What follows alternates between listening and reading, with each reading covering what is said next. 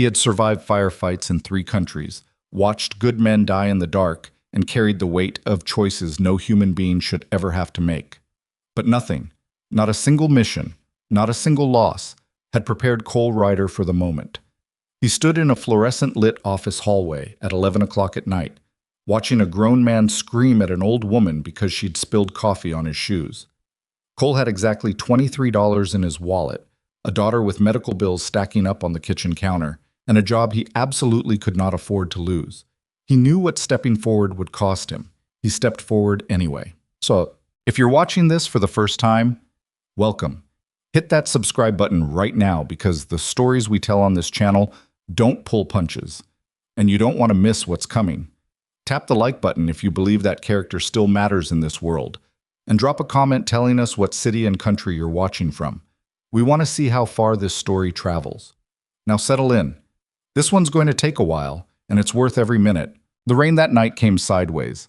Cole Ryder noticed it the way he noticed most things, not because he was looking, but because some part of his brain never fully stopped scanning the environment.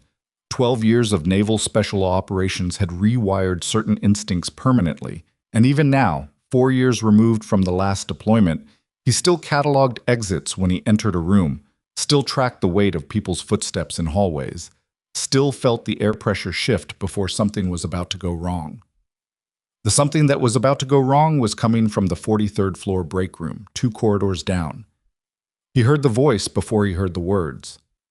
Damien Cross had a particular quality to his anger, a tight, theatrical quality, like a man performing fury for an audience rather than actually feeling it. Cole had been working at Vanguard Horizon Corporation for 14 months, and he'd heard that voice directed at administrative assistants, junior analysts, maintenance staff, and once, memorably, at a delivery driver who'd brought the wrong brand of sparkling water to a board meeting. The voice always carried the same message underneath the words, regardless of what words were actually being used. I have power here, and you don't, and I want you to feel that. Cole had learned to walk the other direction when he heard it. Tonight, his feet stopped. He was carrying a manila folder with third-quarter supply chain projections he'd been revising since 7 o'clock. His eyes felt dry and thick. He had a half-eaten sandwich sitting on his desk from lunch. He'd never gotten back to it. And he'd promised Emma he'd call before she fell asleep, which meant he had maybe 20 minutes before she gave up waiting and turned off her lamp. His daughter was 9 years old, and she still waited by the phone for his calls with a patience that broke something in his chest every single time he thought about it. He stood in the hallway and listened. Do you understand what Italian leather costs? Do you have any concept at all, of what these shoes are worth? Look at me when I'm talking to you. Cole turned the corner. The break room was narrow, institutional, lit by overhead fluorescents that made everyone look vaguely ill. There was a folding table in the center with a coffee machine at one end and a microwave at the other. The microwave clock read 11:07 p.m., which meant the building was almost empty. Just the cleaning crew and the handful of analysts like Cole, who stayed late because staying late was the only way to keep up with the workload Damien manufactured for them. Damien Cross was standing near the coffee station. He was 44 years old, broad-shouldered in the way of men who'd been athletic in college and maintained the frame without maintaining the conditioning, dressed in a dark charcoal suit that probably cost more than Cole's monthly rent. His face was red. Not the red of exertion, the red of indignation, which was different, which was uglier. In front of him, pressed back against the counter with her cleaning cart between them like a shield, stood an elderly woman Cole had seen before but never spoken to. She was small. She wore the standard gray uniform of the building's contracted cleaning service, with a laminated ID badge clipped to her breast pocket. Her hair was white and pulled back tightly. Her hands, Cole noticed, were shaking. On the floor between them, a spreading dark puddle. A paper coffee cup, toppled, the source of the crisis. I asked you a question. Damien's voice dropped lower, which somehow made it worse. How long have you worked in this building? The woman's mouth moved. Nothing came out audible from where Cole stood. Because in however many years that is, you'd think you'd have learned to carry a cup of coffee without. Walk away from her. The words came out of Cole's mouth before he'd fully decided to say them. The break room went very quiet. The fluorescents hummed. Rain hit the windows. Damien Cross turned slowly, with the deliberate theatricality of a man who was accustomed to having his moments interrupted and did not appreciate it. His eyes found Cole, the worn blazer, the manila folder, the ID badge, marking him as supply chain analytics, level 3. And something flickered across his face, not quite recognition, because Damien didn't actually know the names of people like Cole, just a quick calibration, a calculation. Excuse me? You heard me. Cole kept his voice flat, calm. He'd learned a long time ago that calm was more frightening than loud. She spilled a cup of coffee. You're fine. Walk away from her. The calculation in Damien's eyes finished running. The answer it produced was contempt. Do you know who I am? Regional executive. Yes. Cole set his folder down on the folding table. I also know that what you're doing right now isn't something I'm going to stand here and watch. Damien laughed. A short, sharp sound like something snapping. You're going to stand here and watch, or you're going to turn around and go back to whatever spreadsheet you were working on, because that is your job. Your job. What is not your job is, she's 60 years old, and she dropped a paper cup. Cole looked at the woman. She was staring at him with an expression he couldn't entirely read. Not just frightened, something else underneath the fright. That's it. That's the whole thing. She dropped a paper cup. These are Salvatore Ferragamo. I'll pay for the dry cleaning. That stopped Damien. He blinked. Excuse me? The shoes. Cole reached into his back pocket and pulled out his wallet. He counted what was in there without looking down. He always knew exactly how much cash he was carrying. An old habit, the kind of habit that formed when money had been genuinely scarce. He had $23. He pulled out a 20 and set it on the folding table. That should cover it. Dry cleaning, whatever. We're done here. Damien stared at the $20 bill the way a person might stare at something genuinely confusing, an object they couldn't immediately classify. Then his face changed. You think this is funny? I don't think anything is funny. I think you were wrong, and now I'd like to go back to my desk. Who do you think you are? Damien's voice climbed now, the theatrical quality gone, replaced by something that sounded more like actual anger, which was, in some ways, a surprise. Cole had assumed it was all performance. Do you have any idea what I can do to your career? You're a level 3 analyst. You make... He paused, as though trying to remember a number he'd never considered important enough to memorize. What, $62,000 a year? You don't have a pension. You have a basic benefits package and a quarterly performance review that I sign off on. I sign off on it. Me. Do you understand what that means?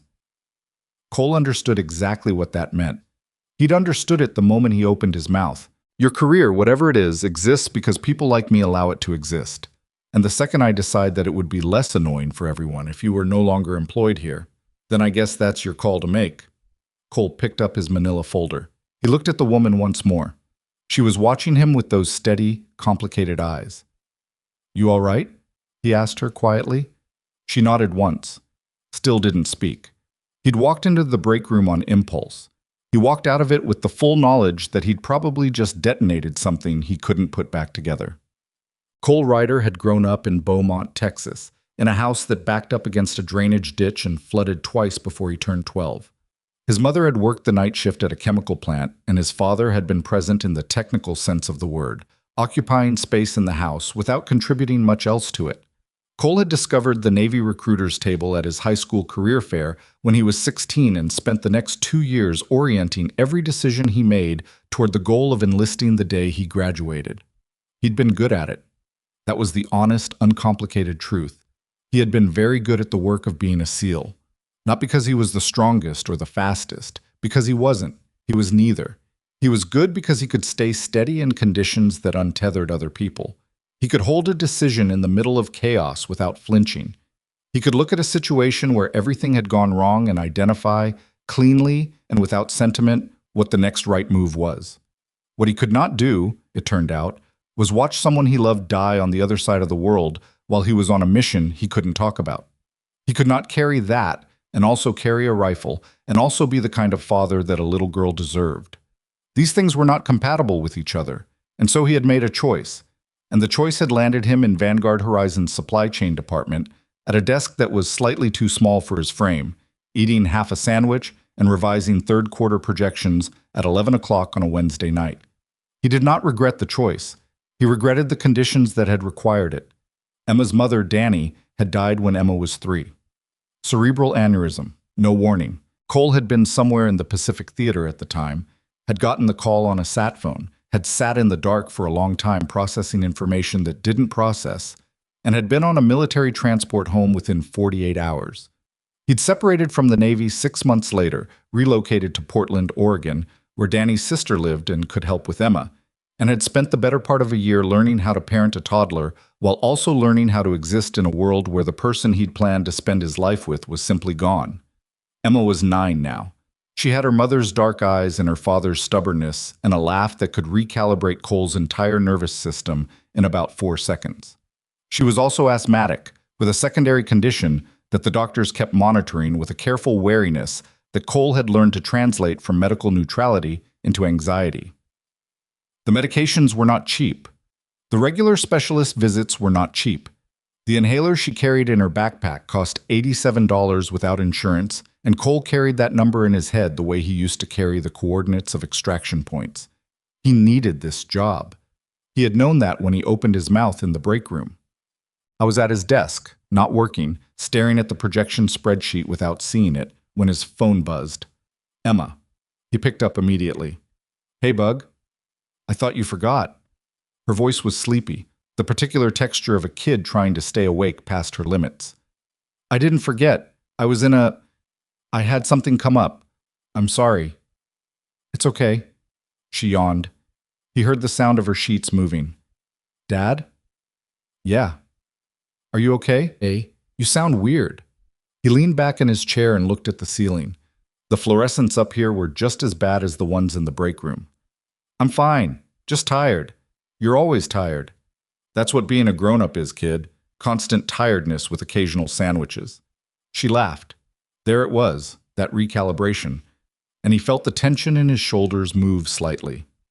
Not go away. Just move. "Did anything cool happen today?" she asked. He thought about the break room, the old woman shaking hands, the $20 bill on the folding table. "Not really," he said. "Tell me about your day." She talked for about 15 minutes, the way she always did. A winding narration about recess and a disagreement with her best friend, Maya, about the rules of some game, and a spelling test she thought she'd done well on, and a substitute teacher who was nice but talked too quietly. Cole listened to every word. When her sentences started fragmenting and the pauses between them stretched out, he told her to go to sleep. She made a protesting sound and then went quiet mid-protest, already gone. He sat with his phone on his desk for a moment after she hung up. Then his desk phone rang. He almost didn't answer it. Who called the desk line at 11:30 at night? But the habit was too ingrained, and he picked up. "Ryder. Mr. Ryder." The voice was crisp, assistant professional. "This is Patricia Chen calling on behalf of Mr. Cross. He'd like to see you first thing tomorrow morning, 8 o'clock, his office." Cole's stomach dropped about 6 inches. "Understood," he said. He sat in the fluorescent quiet for a while after he hung up. Then he opened his projection spreadsheet because there was nothing else to do, and finished his revisions and ate the cold half of the sandwich he'd abandoned at lunch, and tried not to think about Emma's inhaler or the specialist's bill or the mortgage on the apartment that wasn't much of an apartment but was theirs. At midnight, he shut down his computer and rode the elevator down to the lobby. A cleaning cart sat near the security desk, unattended. He thought about the old woman, her steady eyes, the specific quality of stillness she'd had even while her hands were trembling. Most people, when they were frightened, became somehow smaller. She had not become smaller. She had simply stood there and taken it, and it had seemed to Cole, for reasons he couldn't articulate, like a woman absorbing something she was choosing to absorb rather than a woman who didn't know how to fight back. He pushed through the revolving door into the rain. On the street, he paused, dug in his pocket. $11 left. He'd given the 20 to Damien as some kind of gesture that, in retrospect, he wasn't sure even made sense. He stood there in the rain doing the math he always did. Mortgage, utilities, Emma's prescriptions, the specialist visit scheduled for the following Thursday. And somewhere in the middle of the calculation, the cleaning woman walked out of the lobby behind him, pushing her cart toward the service elevator alcove. He moved without thinking. "Hey!" He stepped toward her. She stopped. "I'm sorry about what happened in there. You didn't deserve any of that." She looked at him steadily. Up close, her eyes were darker than he'd thought, and sharper. "You should not have done what you did," she said. Her voice was quiet but not weak. Maybe not. It will cause you problems. Probably, yeah. He reached into his pocket and pulled out the $11, 2 fives and a 1, and held it out toward her. I know it's not much. I wanted to do something concrete. I'm not great at... He stopped. I'm sorry. Is this condescending? I don't mean it to be. She looked at his hand. Then she took the money. No, she said. It's not condescending. She had a way of looking at him that made him feel slightly transparent, not in a bad way, just seen. My name is Cole, he said. I know, she said, which was odd, but he was tired, and the rain was coming harder, and he told himself that cleaning staff probably knew everyone's names from the ID badges, and he put his collar up against the rain and walked to his car. He didn't sleep much that night. He lay in the dark and made contingency plans. Unemployment benefits, the temp agency downtown, whether Danny's sister might be able to watch Emma for an extended stretch if things got bad. He was methodical about it. Fear had never made him reckless. Fear had always made him more careful, more systematic, which was either a strength or a kind of sadness, and probably both. At 3 in the morning, Emma padded into his room and stood by the bed. Bad dream, she said. He lifted the blanket without saying anything, and she climbed in, burrowing against his side with the absolute, unquestioning confidence of a kid who had always known this space was available to her. Within 4 minutes, her breathing slowed into sleep again. Cole lay there in the dark with his daughter's head on his shoulder and the rain against the window, and the 8 o'clock meeting waiting for him like a fact he couldn't change. He stared at the ceiling. He thought, whatever happens tomorrow, I didn't do anything wrong. He thought, Emma needs her prescriptions. He thought, I'd do it again. Outside, the rain kept coming. The 8 o'clock meeting was in Damien's office on the 43rd floor, which had floor-to-ceiling windows overlooking the city and a desk that was roughly the size of Cole's living room. Cole had been in the office exactly once before, when he was first hired, and Damien had delivered a 15-minute orientation speech that was mostly about Damien. He arrived 2 minutes early, because arriving late to anything was a habit he'd never been able to shake, and Patricia Chen, the assistant, gave him the polite but careful look of someone who knows a person is walking toward something bad and has decided that professional neutrality is the safest response. He'll be right with you, she said. Cole sat in one of the chairs outside the office and waited. He'd worn his better blazer, which was not a great blazer, but was better than the worn one. He'd dropped Emma at school an hour ago, and she'd kissed his cheek at the car door and said, "Good luck, Dad," because he'd told her he had a big meeting, which was technically true. He sat with his hands loose on his knees and waited, and tried not to calculate prescription costs again, and failed. Damien made him wait 22 minutes past 8. This was almost certainly intentional. Cole recognized the tactic. He'd seen senior officers use it, make subordinates stand or sit, and feel the weight of someone else's time, let the anxiety build until the person being waited on started negotiating with themselves before the conversation even began. It worked on most people. Cole was aware that it was happening, and aware that, despite being aware, there was still a low-grade stress response tightening in his chest that he couldn't fully override just by naming it. When Patricia finally nodded at him and gestured toward the office door, Cole stood, rolled his shoulders once, and went in. Damien was behind the desk, jacket on, looking at his phone with the specific performance of a busy man doing a subordinate the favor of acknowledging them. He didn't look up for another 20 seconds. Cole stood and waited. He was good at waiting. "Sit down," Damien finally said. "I'm fine standing." That got Damien's eyes up. Something moved in them. Recalibration, the same as last night. He was trying to figure out what kind of problem he was dealing with. "Last night," Damien started. "I know what last night was," Cole said. "If you want to discuss it, we can discuss it. If you've already made a decision, then we're not really having a discussion, and I'd rather you just say so." Damien set his phone down. He leaned back in his chair in the way of a man who owned his chair, owned the desk, owned the windows, and the view behind them. "You embarrassed me in front of members of the cleaning staff. You were screaming at an elderly woman over spilled coffee. That's not—" Damien stopped. Restarted. "What happens in this office, the standards I maintain, are not your concern. Your concern is supply chain projections and hitting your quarterly targets. That's it. That is the entirety of what I pay you to do. I know what my job is. Then you understand why what you did last night was completely outside the scope of... I'm not going to apologize for it, Cole said. The office went quiet. Outside the windows, Portland was gray and wet and indifferent. A seagull crossed the glass and was gone. Damien's expression settled into something that wasn't quite anger. It was colder than anger, more considered. You have a daughter, he said, 9 years old, some kind of respiratory condition. Am I right? He said it the way a person says something they already know, not a question, a demonstration. I did my homework on you overnight. I know what you're exposed to.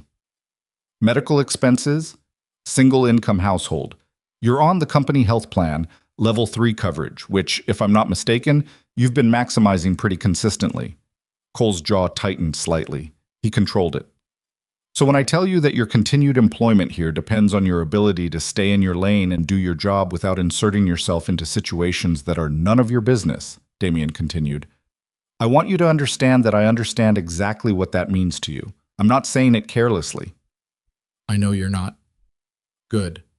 So we understand each other. We don't, Cole said. We really don't. Because what you just did, bringing my daughter into this, referencing her medical condition like it's a lever you can pull, that's not a man making a reasonable business decision. That's a man telling me he's willing to hurt a sick kid to win an argument. He paused. And no, I won't apologize for any of it. The silence this time had a different quality, heavier. Damien Cross was a man who, in Cole's experience of him, was accustomed to being the most frightening person in any given room. Cole was not frightened of him. He was frightened of losing the insurance, which was different, and Damien could apparently sense the distinction, and it seemed to genuinely unsettle him. You're fired, Damien said. He said it quietly, which was somehow worse than if he'd shouted it. Effective immediately, Patricia will process your separation paperwork. You'll receive 2 weeks severance in accordance with your employment contract. Your benefits will continue through the end of the current month. He picked his phone back up. That's it. Cole stood there for a moment. He'd expected this. He'd known, somewhere between 3 and 4 in the morning while Emma slept against his side, that this was the most likely outcome. Knowing it didn't make the moment of it feel any different than he'd expected. The woman's name, he said. Damien looked up. The cleaning woman from last night. I don't know her name. I'd like to know it. Why? Because I'd like to know it. Damien stared at him. Get out of my office. Cole got out. Patricia Chen was at her desk with her head down, which meant she'd heard everything, which meant she'd been listening carefully enough that she'd had to work at not looking like she was listening. Cole stopped at her desk. She looked up with the careful neutrality still in place, but her eyes were doing something different. I'll need the paperwork, he said. Of course. She pulled a folder from her drawer, already prepared, which meant Damien had decided last night, which meant the meeting had been theater from the beginning. She held the folder out to him. Then, quietly, in a voice that didn't carry past the immediate space between them. For what it's worth, you're the third person in 8 months. Third person he's fired? Third person who said something when they shouldn't have. She glanced once at the closed office door. The first 2 signed NDAs as part of their severance. I don't know if that matters to you. It matters, he said. Thank you. She nodded once and put her professional face back on, and Cole walked to the elevator with the folder under his arm. He drove Emma's backup inhaler to the school nurse's office on the way home. Emma had the primary in her backpack, but the nurse kept a spare since the incident 2 years ago, when Emma's backpack had been left on the bus, and Cole had spent 40 minutes on the phone with the school administration in a controlled panic before anyone located it. He stood at the nurse's window and made sure the spare was in date and properly stored, and Mrs. Hadley, who was in her 50s and had probably seen every category of stressed parent the city could produce, looked at him over her reading glasses and said, She had a good morning, ran around at recess, checked in herself after. She checks in herself? Every day, more or less. She's responsible. Mrs. Hadley paused. You look tired. I'm fine, he said, which was what he always said. He drove home. The apartment was quiet in the way that empty places are quiet, which is a specific kind of quiet, the kind that sounds different from room to room. Cole stood in the kitchen for a moment and then sat down at the table with the separation paperwork and read through it slowly, all 11 pages, the way he read everything that had legal implications. The 2-week severance was accurate. The benefits end date was the last day of the current month, which was 22 days away. After that, he'd need to look at COBRA coverage, which was expensive. He knew roughly how expensive because he'd looked it up once. About 6 months into working at Vanguard, one of those middle-of-the-night research spirals that parenting a medically complex kid produced regularly. He found a yellow legal pad in the kitchen drawer and started writing numbers. Monthly expenses, 1 column. Available resources, another column. Timeline, a third. He did this methodically, without dramatizing it to himself, because dramatizing financial problems made them harder to solve. And Cole had always been better at problems he could treat as tactical rather than emotional. The unemployment benefit he could file for. The temp agency downtown, he'd worked with them briefly after leaving the Navy before the Vanguard position came through, could potentially have something. He had a small savings account, the kind of savings account that was meaningful as a buffer and not meaningful as a runway. He had 3 weeks, maybe 4, before things became genuinely difficult. He wrote it all down. Then he made a cup of coffee and looked at the numbers and tried to think about whether there was anything he'd missed. His phone buzzed. Unknown number, local area code. He almost let it go to voicemail and then picked up because he was in the mode of not letting anything go to voicemail. Cole Ryder. A pause. Then a voice he didn't recognize, female, measured, with the kind of precision that comes from years of choosing words carefully in rooms full of people listening. Mr. Ryder, my name is Diane Park. I'm calling on behalf of Vanguard Horizon Corporation. His stomach shifted. Another layer of HR, maybe. A legal department call about the NDA. I'm listening, he said. We'd like to schedule a meeting with you at the corporate headquarters office, today, if possible. This afternoon. What kind of meeting? The kind that would be better discussed in person. A brief pause. I understand that may be an unsatisfying answer. I apologize for that. I can tell you that this is not a legal matter, and it's not related to your separation paperwork. It's a separate conversation entirely. Cole looked at his legal pad, at the columns of numbers. What time? He said. Vanguard Horizon's corporate headquarters was not the building where Cole had worked. The 43rd floor on Morrison Street was a regional office, mid-tier, the kind of space that was designed to project competence without projecting excess. The headquarters was downtown, a tower he'd driven past 100 times without thinking about, all glass and the particular architectural confidence of a building that has never needed to apologize for its own size.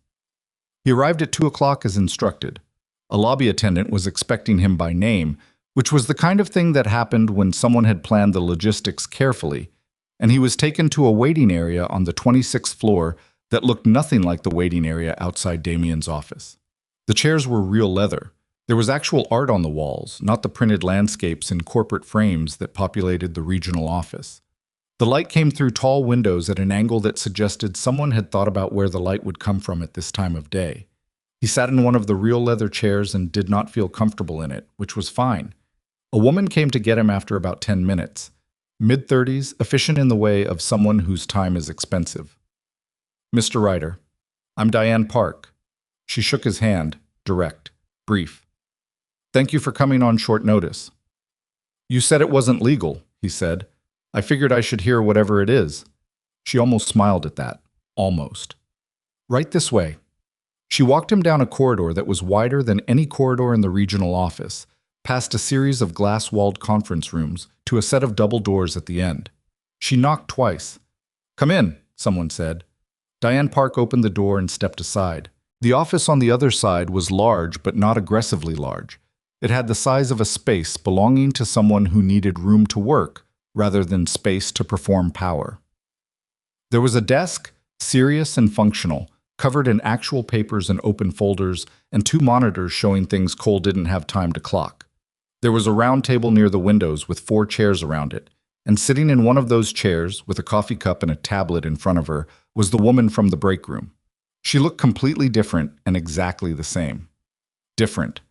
The gray cleaning uniform was gone, replaced by a charcoal blazer over a dark blouse, her white hair still pulled back but precisely. So now, jewelry at her ears that was understated but not cheap. The cleaning cart was replaced by a room that was unmistakably hers, organized in the particular way of a person who processed a lot of information and had strong opinions about where things should live. Same.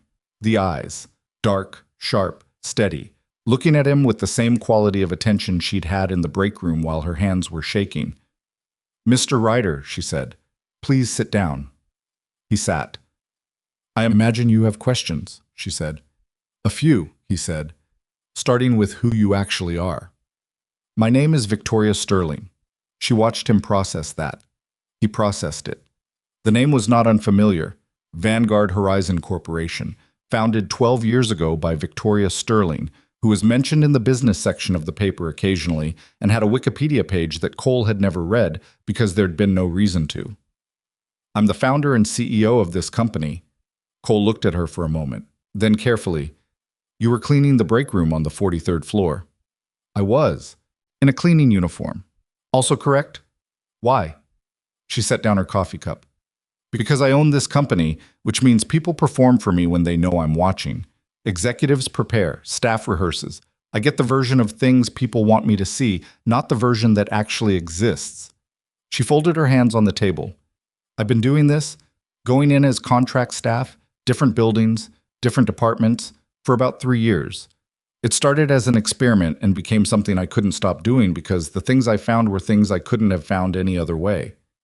Cole considered this. "What did you find?" "A great deal."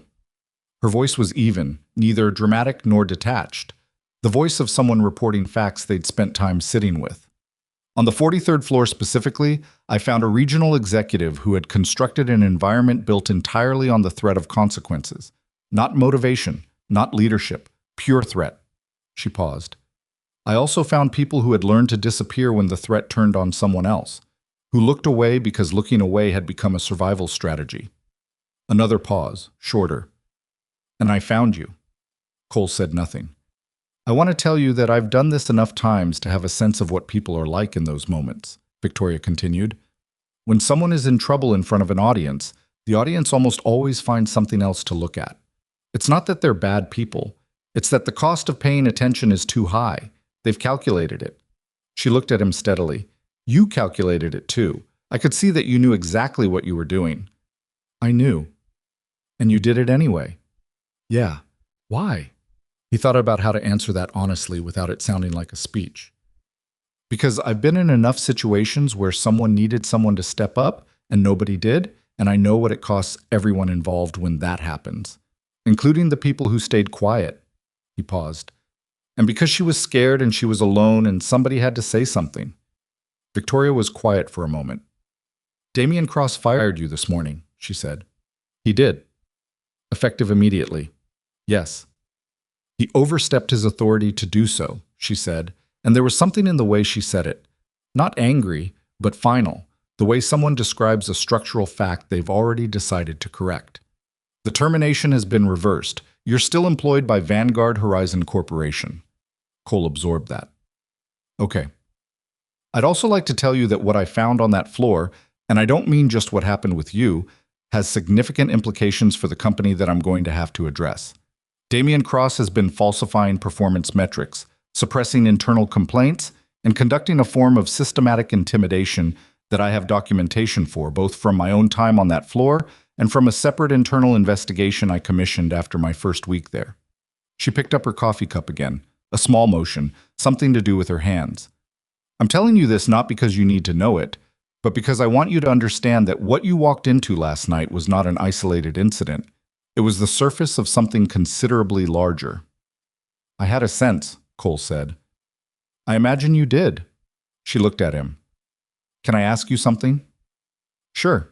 "When you gave me the $11 outside," she said, "in the rain, did you think about whether I actually needed it?" He thought about it honestly. "I thought it was probably insulting, and I did it anyway because I needed to do something concrete and I didn't know what else to do." She nodded slowly. "That's an unusually honest answer." "I try not to lie about things that aren't going to hurt anyone." "It wasn't insulting," she said. "It was—" She stopped. Something moved across her face, brief and not entirely readable. No one has given me $11 in approximately 15 years, she said finally, and for the first time there was something in her voice that was different from the measured, careful tone she'd been using, something personal. There's something very particular about receiving money from a person who can't afford to give it. Cole didn't say anything. There wasn't anything to say to that. The reason I asked you to come today, Victoria said, returning to the steadier register, is not just to tell you about your reinstatement. I could have done that by phone. She set her coffee down again and looked at him directly. I'd like to offer you a different position. He waited. Damian Cross's role is being eliminated.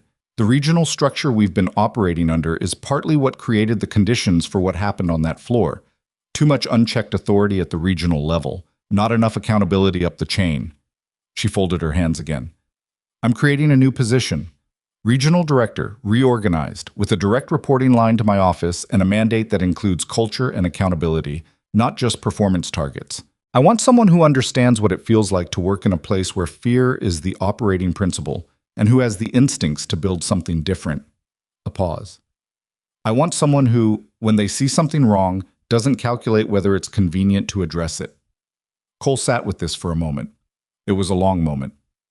I'm a supply chain analyst, he said. You were a Navy SEAL for 12 years and a supply chain analyst for 14 months, Victoria said. I've read your service record. I've spoken with 2 of your former commanding officers, with your permission implied by the background check you signed when you were originally hired. I've read your performance reviews, which are, uniformly, excellent. I've also spoken with 3 of your current colleagues who all said variations of the same thing about you. What did they say? That you were the person in the department they'd want to talk to if something went wrong. Cole was quiet. The position comes with a significant salary increase, Victoria said. Full executive benefits package. I'll be direct about what that means in terms of healthcare coverage, because I understand that's a relevant factor for your family. It's substantially better than what you currently have. Specialist visits, ongoing care, prescriptions, covered. He heard the fluorescents hum, even though there were no fluorescents in this room, just the memory of them, the sound from last night that had become somehow embedded in the day. I'd need time to think about it, he said. Of course. Not a lot of time, but some. Take a few days, she said. There's no pressure on the timeline. She stood, which meant the meeting was over, and Cole stood too. They shook hands across the round table. I was almost to the door when she spoke again. Mr. Ryder? He turned. She was standing at the round table, and in the afternoon light from the tall windows she looked for just a second, not like the CEO of a corporation or like a woman who'd spent weeks mopping floors to learn the truth about her own company, but like someone who was simply tired in the way of a person who has been carrying something for a long time. What you said to me last night, she said. Outside, in the rain. He waited. No one deserves to be treated like they don't matter, she said, quoting him back to himself. I've been running this company for 12 years. She paused. I have not always been the version of myself that I want to be, not always. And sometimes it takes something very small to remind you of what you're actually supposed to be doing. Cole nodded once. He didn't know what to say to that either. He was not a man who did well with the kind of moments that required saying the right thing. He'd always been better at doing the right thing, and worse at narrating it. I'll call you in a couple of days, he said. He took the elevator down alone and stood in the tall glass lobby while the city moved outside, and thought about Emma and the specialist visit on Thursday and the yellow legal pad on the kitchen table with its careful columns of numbers. Then he walked out through the revolving door into the afternoon air, which was cool and smelled of rain, though the rain had stopped. His hands were steadier than they'd been all day. He noticed that. He wasn't sure what to do with it, so he got in his car and drove to Emma's school, because she'd be out in 40 minutes, and he was almost never there for pickup, and today he thought he would be. He sat in the pickup line with the engine idling and the radio off and waited, and when Emma came through the double doors with her backpack and spotted his car, and her face broke into something that was pure and uncomplicated, and not something he'd be able to describe accurately to anyone who hadn't seen it, he reached over and pushed the passenger door open. You're here, she said, getting in. I'm here, he said. She looked at him the way she sometimes looked at him, that 9-year-old version of taking inventory, checking whether the adult in front of her was telling the truth about being okay. She had been doing this since she was about 6, and it still slightly undid him every time. Something happened, she said. Yeah, he said. Some things happened. I'll tell you about it. Is it bad? He pulled out of the pickup line and into traffic. Outside, the city went about its business. He thought about the round table and the tall windows, and the woman who had mopped floors to learn the truth about her own company, and the $11 he hadn't been able to afford, and the 20 before that, and the folder of separation paperwork still sitting on his kitchen table with its columns of very careful numbers. I don't know yet, he said honestly. It might not be. Emma considered this with the seriousness she applied to most things. Okay, she said, and pulled out a library book from her backpack and opened it, apparently satisfied with that answer. Cole drove. The afternoon light came through the windshield in long, flat angles. I thought about what it meant to lead something instead of just surviving inside it, and whether he was still the kind of person who could do that, and whether he'd ever stopped being that person or had just set it aside for a while out of necessity. He didn't have the answer yet, but the question felt for the first time in a long time like one worth asking. He took 2 days. That was the time he'd asked for, and he used all of it, not because he was genuinely undecided, but because he'd learned early in his military career that decisions made too quickly, even correct ones, had a way of feeling fragile later. You needed to sit with a thing long enough that when you committed to it, you committed all the way, without the nagging residue of, but did I think this through? The first day, he didn't tell Emma anything specific. He made dinner, pasta with the jarred sauce she preferred over the homemade version, which she had strong opinions about, and they watched half a nature documentary about migratory birds before she fell asleep on the couch with her book open on her chest. He carried her to bed and stood in her doorway for a moment in the dark, listening to her breathe, which was something he'd done since she was an infant and had never entirely stopped doing, partly out of habit, and partly because there had been enough nights when the breathing had been labored and wrong that the sound of it being easy still registered as something worth pausing for. He went back to the kitchen table and sat with the legal pad and crossed out some of the numbers and wrote new ones. The salary Victoria had mentioned. She'd named a figure during the meeting that he'd filed away without reacting to, because reacting to numbers in front of people was something he tried not to do. Would change the calculation significantly. Not solve everything, but change it. He called Danny's sister Lynn that evening, not to ask for advice about the job specifically, but because Lynn was the person he talked to when something significant had happened, and he needed to say it out loud to someone who actually knew the history. Lynn had 3 kids of her own and worked as a school librarian and was one of the most practically intelligent people Cole had ever known, in the sense that she was very good at identifying what a situation actually was rather than what it looked like. So she offered you Damien's job, Lynn said, a reorganized version of it. But his level. Yes. A pause. He could hear Lynn's youngest in the background, some kind of dispute with a sibling over a remote control. Cole, what's the actual hesitation? Because I know you, and if you were going to say no, you'd have already said no. I'm not sure I'm the right person for it. Why not? He tried to articulate it. Because managing a department is different from what I used to do, and different from what I've been doing. I know operations. I know how to follow a chain of command, and I know how to lead one in the field. I don't know how to do the political part of it, the executive part, He stopped. The part where you have to smile at people you think are full of it, Lynn offered. Approximately. Cole. Lynn's voice shifted slightly, the way it did when she was about to say something she'd been thinking for a while. You have spent 4 years being smaller than you are because you thought it was the safest thing for Emma. And it probably was. But she's 9 now, not 3. She doesn't need you to disappear. She needs you to be what you actually are. He didn't say anything to that. Take the job, Lynn said. He called Victoria Sterling's office the following morning. The first week in the new role was, in the plainest terms, disorienting. Not the work itself. The work was concrete enough. Review personnel files, meet with department heads. Read the internal investigation report that Victoria's team had compiled over the preceding 6 weeks. The disorientation was spatial and social. Cole had spent 14 months learning to move through the Vanguard Horizon regional office as a person of minimal consequence, someone who knew which hallways were busy at what hours, where the coffee was fresh, and where it had been sitting since morning, which administrative assistants were actually the people who kept things running. He'd built a kind of competence in invisibility. Now he had an office on the 31st floor of the corporate tower, with his name on a placard by the door that he still, after 7 days, slightly startled when he saw it. He had a direct line to Victoria's floor. He had people reporting to him who were, in some cases, 15 years older than he was, and considerably more fluent in the language of corporate structure. His first personnel meeting was with a man named Gerald Park, no relation to Diane, who was 58 years old and had been with Vanguard Horizon for 11 years and had the particular manner of a person who had survived several regime changes by making himself useful and difficult to categorize. He sat across from Cole in the small conference room adjacent to Cole's office, with his hands folded on the table in a completely neutral expression. "You want to know if I'm going to be a problem," Gerald said, about 4 minutes into the meeting. Cole looked at him. "Are you?"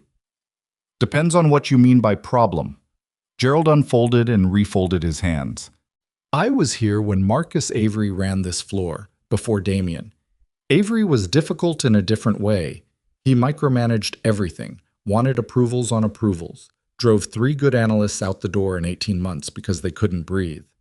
Then Damien came in and swung the other direction, delegated everything, took credit for everything, made it very clear that results were what mattered, and that how you got them was your problem until it became his problem." He paused. "I've been here long enough to know that whoever's at the top sets the temperature. The question I have about you is what temperature you run." "What temperature do you think works?" Cole asked. Gerald looked at him for a moment, recalibrating, the same way people did when Cole answered a question with a question. "Honest." "Honest is what I've got," Cole said. Something in Gerald's expression settled. Not warmly. The man was not warm, or at least not performatively warm. But it settled, like a thing that had been slightly askew coming to rest. "Then we'll probably be fine," he said. The other meetings went variably. Some people were curious in a genuine way. They'd heard something about how Cole had gotten the role and wanted to understand what kind of person would do what he'd done in the break room, whether it meant something or was an accident.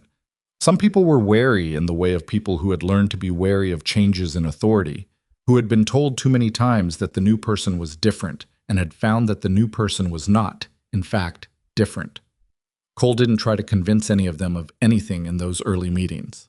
He asked questions and listened to the answers and didn't take notes in front of people, because taking notes in front of people in these kinds of meetings made them feel like they were being documented rather than heard.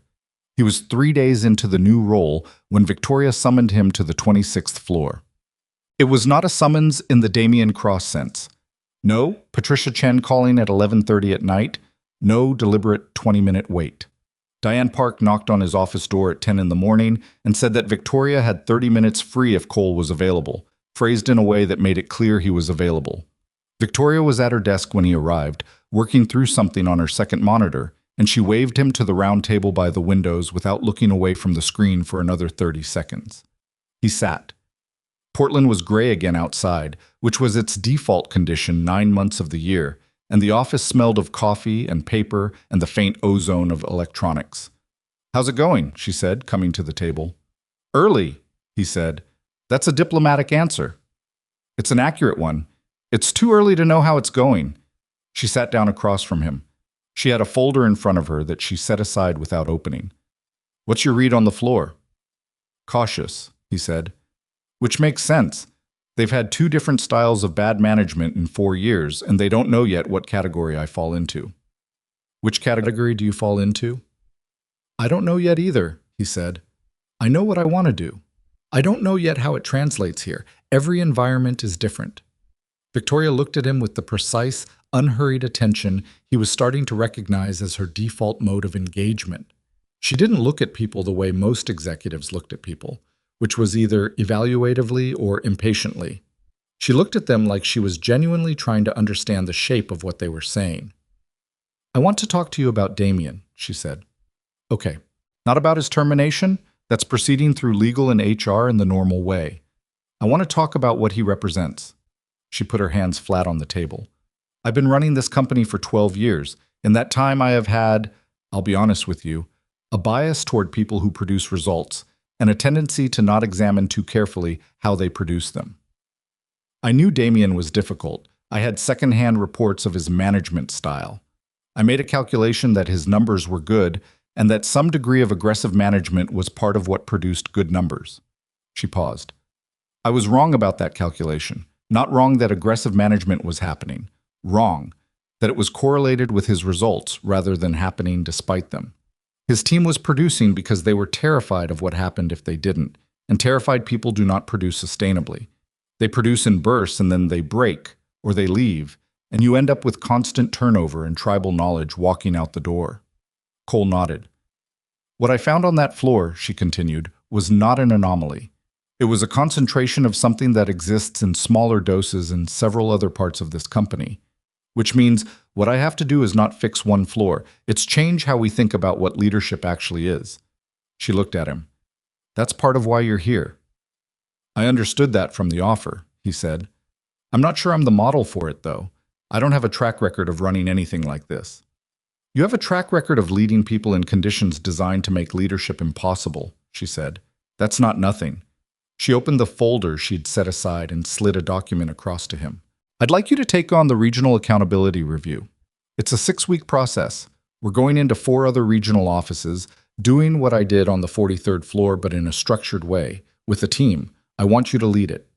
Cole looked at the document.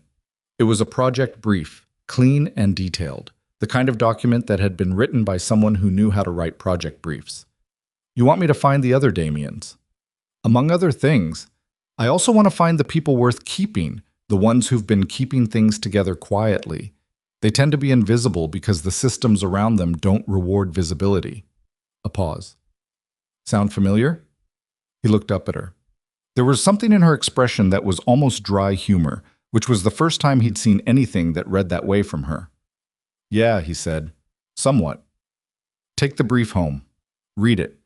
Tell me what questions you have. He picked up the document and stood. He was halfway to the door when something occurred to him that had been occupying a corner of his mind since the meeting 2 days ago, and he decided to say it rather than keep filing it away. Can I ask you something? He said. She looked up. Go ahead. When you're on these floors, working as contracted staff, he chose his words carefully.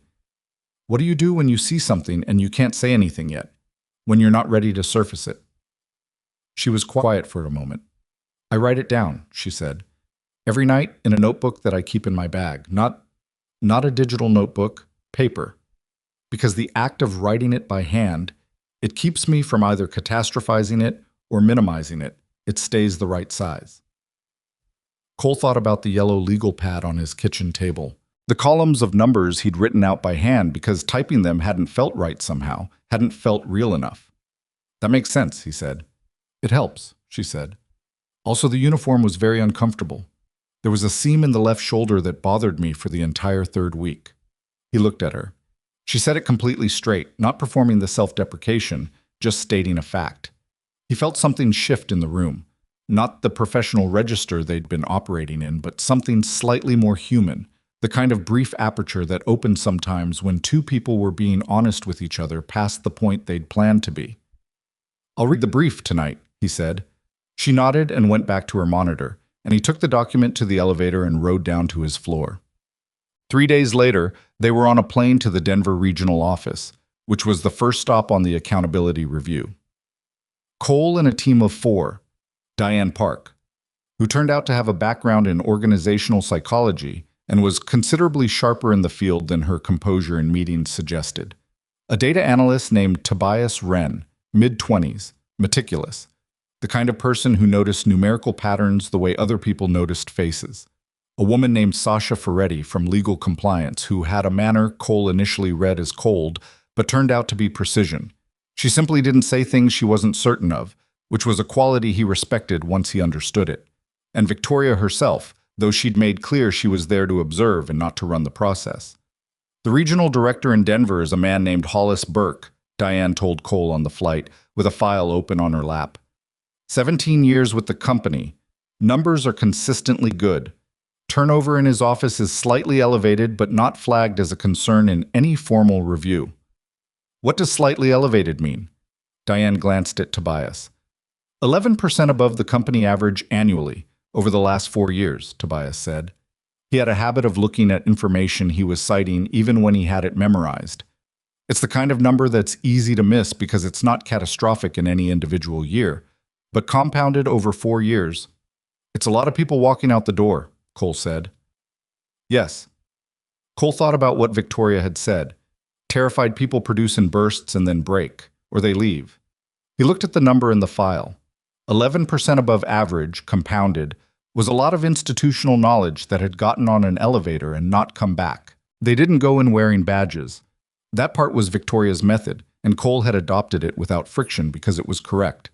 If you walked into a regional office as a corporate review team, you got the performance, you got the prepared version. So they went in as two different groups on two different days, each with cover identities arranged through HR in a way that left no visible footprint in the Denver office's system. Cole went in on the second day as a contracted IT support technician doing a scheduled equipment audit, which meant he had a reason to move through every floor, open doors, sit in common spaces, and be largely invisible to anyone above him in the food chain. He spent 8 hours in that building. What he found in 8 hours was not a Damien Cross. Hollis Burke was not a screamer. He was a smiler, the particular kind of smile that said, "I need you to know I'm pleased with you right now." A smile that had a shadow version, and the shadow version was visible in the way people tracked Burke's movements through the office when he wasn't looking at them. The way conversations stopped and restarted when he entered a room. The way two different employees in two different corners of the floor made the same small physical adjustment when Burke's voice came from somewhere they couldn't see. A slight stiffening, barely perceptible. The kind of thing you noticed if you were trained to notice it and missed if you weren't. Cole noticed it both times and wrote it down in the small notebook he'd bought the night after his conversation with Victoria. Paper, not digital. She was right that it kept things the right size. He also noticed the administrative coordinator on the third floor, a woman in her mid-30s named, according to her badge, Arlene Cho, who was doing the work of at least two people and had clearly been doing it for long enough that she'd optimized her own process to the point of invisibility. She moved through the floor with the quiet competence of someone who knew where every problem was and had developed workarounds for all of them without waiting to be asked. Cole spent 20 minutes in the kitchen area near her workspace under the guise of running a cable diagnostic, and in those 20 minutes she handled 4 separate crises, so 2 of which should have been above her pay grade, without breaking stride, without fanfare, and without anyone on the management side apparently noticing. He wrote her name down. That evening, the team met in the conference room they'd booked at the hotel under Tobias's name, 4 floors up, with takeout containers on the table and Tobias's laptop open to a spreadsheet that was too small to read across the table. Hollis Burke is not Damien, Sasha said. She had a legal pad of her own, covered in handwriting so precise it looked typeset. He's not overtly abusive. He doesn't threaten people directly. What he does is conditional approval, Diane said. Classic soft coercion. You keep people attached to his good opinion, and then you use the withdrawal of that approval as the mechanism for control. It's harder to document, Sasha said. Harder to prove in any formal sense. But you saw it, Cole said. She nodded once. I saw it. Write it down exactly as you observed it, he said. Not what you interpreted it as. What you saw. Behavior, context, response. We build the interpretation from the documentation, not the other way around. Sasha looked at him. You've done this before. Different context, he said. Same principle. Victoria, who had been sitting at the end of the table with her own notebook and a cup of tea that had gone cold, said nothing. She'd been mostly quiet through the debrief, which Cole had understood by the second meeting to be her method. She let people work and watched the shape of how they worked. The coordinator on 3, Cole said to Diane. Arlene Cho. Can you pull her file? I pulled it today when I saw your note. Diane opened her own folder. 8 years with the company. Performance reviews are uniformly positive, but she hasn't had a promotion in 4 years. There's a note in her file from Burke that says she's essential to current team structure and recommends delaying a promotion review to preserve departmental stability. Cole looked at that. He's keeping her where she is because moving her up would break the system he's built, he said. She's making his floor function, and he's taking credit for what she makes function. That's my read, Diane said. He wrote that down too. On the flight back to Portland 2 days later, Victoria sat next to him for the first time. They'd been on opposite sides of the cabin on the way out. She had her notebook open but wasn't writing in it. You were different in that building than you are in the office, she said. He looked at her. Different how? She considered it. More settled. like a thing that was slightly effortful, became easy. She paused. What does it feel like from your side? He thought about how to answer that honestly.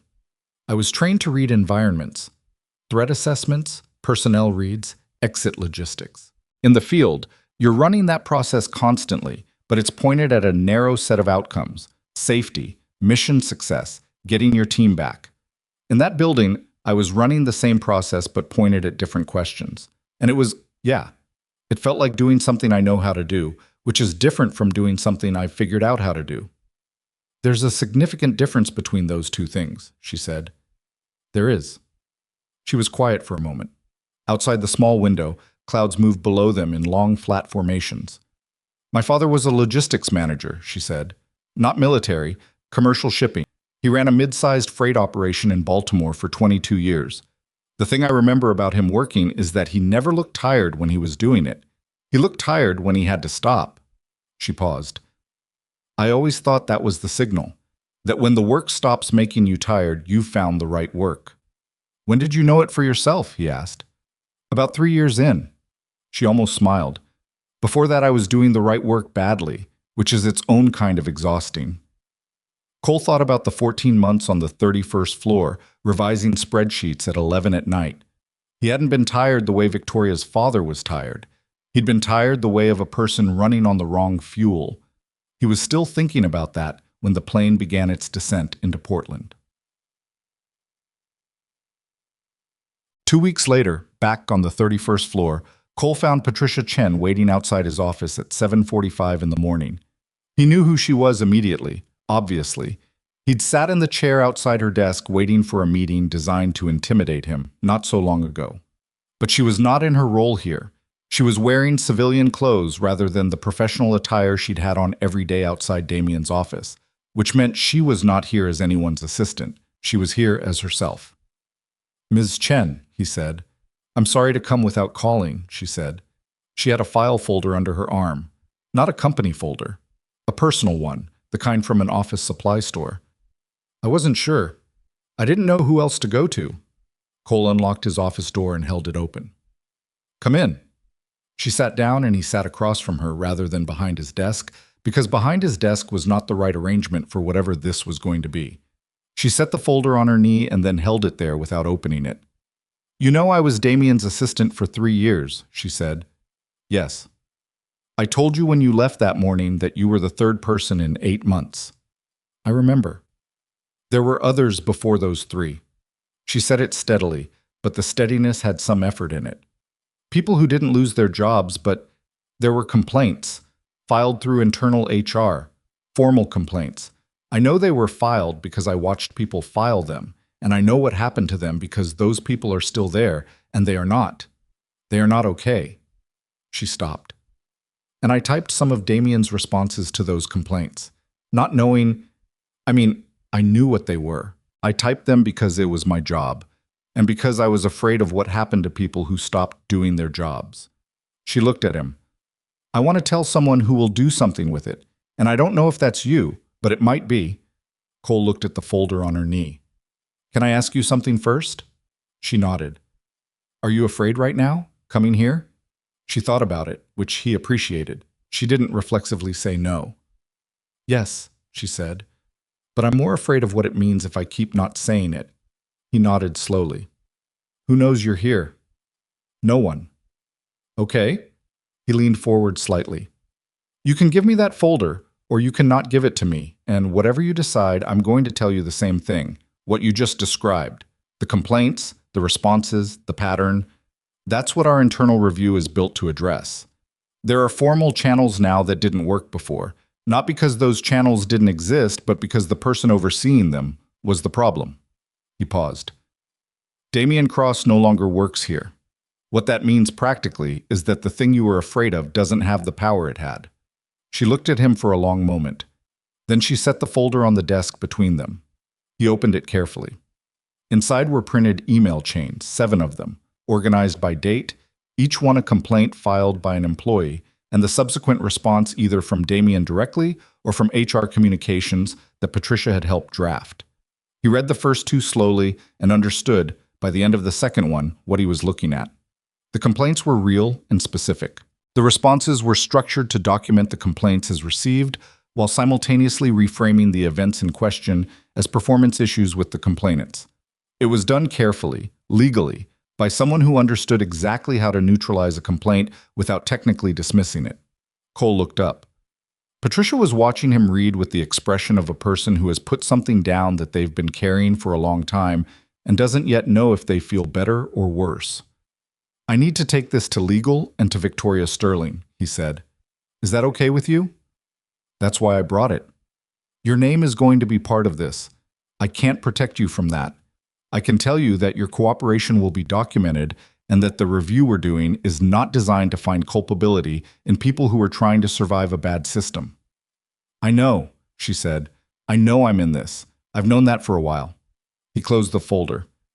"Thank you for coming in." She stood, and the steadiness she'd maintained through the whole conversation finally wavered slightly. Not visibly, but he could hear it in the brief silence before she spoke. "I called those 3 people," she said. "The ones I mentioned, last week. I told them I was sorry I didn't say something sooner." Cole looked at her. "They all said the same thing," she said. "They said they understood, which made it worse, not better." She left, and Cole sat with the folder for a moment. Then he picked up his phone and called Sasha Ferretti, because Sasha was the person in his team who would know exactly what to do with 7 email chains that documented a pattern of complaint suppression, and Sasha did not waste time. He also called Emma's school because he'd forgotten in the morning rush to tell the nurse that Emma had a refill on her medication and could use the new prescription if needed. Mrs. Hadley answered on the second ring. "Got it," she said. "She checked in this morning, by the way. Said to tell you she aced the spelling test." He'd forgotten about the spelling test entirely. He'd meant to ask her about it yesterday. "Tell her I said that's not a surprise," he said. He put the phone down and looked at Patricia's folder and at the window and at the project brief for the 3rd regional visit, Seattle, next week, that was sitting in his inbox waiting to be printed. Outside, Portland was gray again, and somewhere across the city, in a glass tower on the 26th floor, a woman was probably writing in a paper notebook with the same pen she'd used to record the things she'd seen while mopping floors in an uncomfortable uniform, trying to keep them the right size. Cole pulled his own notebook from his jacket pocket, added a line at the bottom of the current page. Then he opened his laptop and started reading the Seattle brief. The Seattle brief was 41 pages. Cole read it twice, once the night before the trip, sitting at the kitchen table after Emma was in bed, and once on the train up because he'd found, over the preceding weeks, that the second read always caught something the first read smoothed over. His brain on the first pass was cataloging. His brain on the second pass was questioning. What the brief told him about the Seattle regional office was that it was, on paper, the healthiest of the 4 sites they were reviewing. Turnover within normal range, performance metrics consistent and strong. No formal complaints filed in the past 2 years. The regional director was a woman named Carol Spence, 51 years old, 20 years with the company, the kind of tenure that in Cole's experience meant either that someone was genuinely good at their job or had become so embedded in the structure that removing them would require excavation. What the brief didn't tell him, because briefs were built from data and data came from what people reported, was anything about the texture of the place, the atmosphere, the quality of silence in a hallway when someone walked through it. That part was his job. He went in on the second day of the visit, same method as Denver. Contracted maintenance, a work order for HVAC inspection across floors 2 through 5. The cover was better this time, more detailed, because Tobias had spent 20 minutes improving the paperwork after the Denver visit. Cole wore the uniform, carried the clipboard, moved through the building the way maintenance workers moved through buildings, which was to say steadily and without urgency, and in a way that made them background rather than foreground. By noon, he had a read on floors 2 and 3. By 2 o'clock, he'd found the thing the brief hadn't told him about. It was not a person, not immediately. It was a pattern. The Seattle office had a meeting culture, back-to-back, heavily scheduled, the kind of calendar density that looked from the outside like a productive, well-organized operation. Cole had seen the calendars because Tobias had pulled them as part of the data review, and they'd looked normal, even positive, a sign of active management. But walking through the office, Cole noticed that the meetings were not what the calendars suggested. The conference rooms were booked solid, yes, but the rooms themselves told a different story. He passed 4 of them in the space of an hour, through glass walls, and what he saw in each one was a version of the same thing. Carol Spence at the head of the table, talking, other people around the table, not talking. Not in the way of people who were listening and processing, in the way of people who had learned that talking was not their role. He found a reason to spend 15 minutes in the maintenance area adjacent to the largest conference room, a junction box that needed inspecting, legitimately, and listened to the meeting happening on the other side of the wall, which was not thick enough to provide real privacy, a fact that the people inside apparently hadn't considered. Carol Spence's voice was pleasant, even-tempered, articulate. She ran the meeting the way someone runs a meeting when they know exactly how it will end because they've already decided, and the meeting is the performance of consensus rather than the process of reaching it. He heard her present an option, heard her ask for input, heard a brief pause during which nobody said anything that contradicted what she'd said, heard her move to the next item. He wrote down, "Nobody disagrees. Not once. 40 minutes." Then he wrote, "Is this fear or selection? Find out who was in this building 2 years ago that isn't anymore." He gave the clipboard to Tobias that evening. Tobias spent 2 hours with the personnel data and came back to the hotel conference room with an expression Cole had started to recognize. The particular focus of a person who'd found something in numbers that the numbers hadn't been designed to reveal. "Voluntary departures over the past 3 years, Tobias said, opening his laptop. 14 people. I cross-referenced their exit interview notes. They're in the system, though exit interviews here are formatted differently from the other offices. Shorter, less open-ended. But I found something." He turned the laptop. 9 of the 14 departed within 3 weeks of a major team meeting, and 8 of the 9 listed seeking new opportunities as their reason, which is the generic response, "It doesn't tell you anything." But the 9th one, he pointed to a line, wrote a full paragraph. Cole leaned forward and read it. The paragraph was carefully worded in the way of a person who knew their words were going into a company document, careful enough to be legible without being actionable. But what it described, translated out of the careful language, was a workplace where disagreement with Carol Spence was not penalized overtly. It was simply never rewarded, never acknowledged, and eventually the people who disagreed consistently found their projects quietly deprioritized, their ideas not credited, their presence in the room functionally decorative. "Soft erasure," Diane said. She'd been reading over Cole's shoulder. "It's sophisticated. She's not punishing dissent. She's making it pointless." "Which is worse in some ways," Sasha said from the other side of the table, "because there's nothing to point to. No incident, just a gradual process of people understanding that their actual participation is not required, and eventually they leave because staying is too demoralizing." Cole sat back. Outside the hotel window, Seattle was doing what Seattle did. Low clouds, persistent drizzle, the city lit in the particular gray gold of an overcast evening. I thought about the conference room and the 40 minutes of nobody disagreeing and the 9 people who'd left within 3 weeks of a major meeting. "Can we identify which meeting?" he asked Tobias. "Already did." Tobias pulled up another window. 14 months ago, quarterly strategy review. 43 people in that meeting according to the attendance log. 37 were still employed by the company 3 months later. Cole looked at that number. 6 people, he said. "In 3 months," Tobias said. Victoria, at the end of the table, closed her notebook. "What do you want to do?" she asked Cole. It was a genuine question, not rhetorical. She'd been doing this throughout the review visits, using the fieldwork as a way of seeing how he made decisions under ambiguity rather than making the decisions for him. "I want to talk to Carol Spence," he said. "Not undercover, directly. I want to see what she does when someone in the room actually disagrees with her." Diane looked uncertain. "If she knows we're reviewing, she already knows," Cole said. "We sent the notification to all regional offices 2 weeks ago that the review was happening. She's been expecting us. The question is what she does when the review becomes personal and direct rather than procedural and distant." He looked around the table. "I can read a system from the outside, but systems are made of people, and people are different when you're actually in front of them." Nobody argued with this. He met with Carol Spence the following morning, openly, in her office, with his actual badge and his actual title. She was a trim woman with silver-streaked hair and reading glasses pushed up on her head, and the comfortable authority of someone who had occupied a position long enough that the position had shaped itself around her.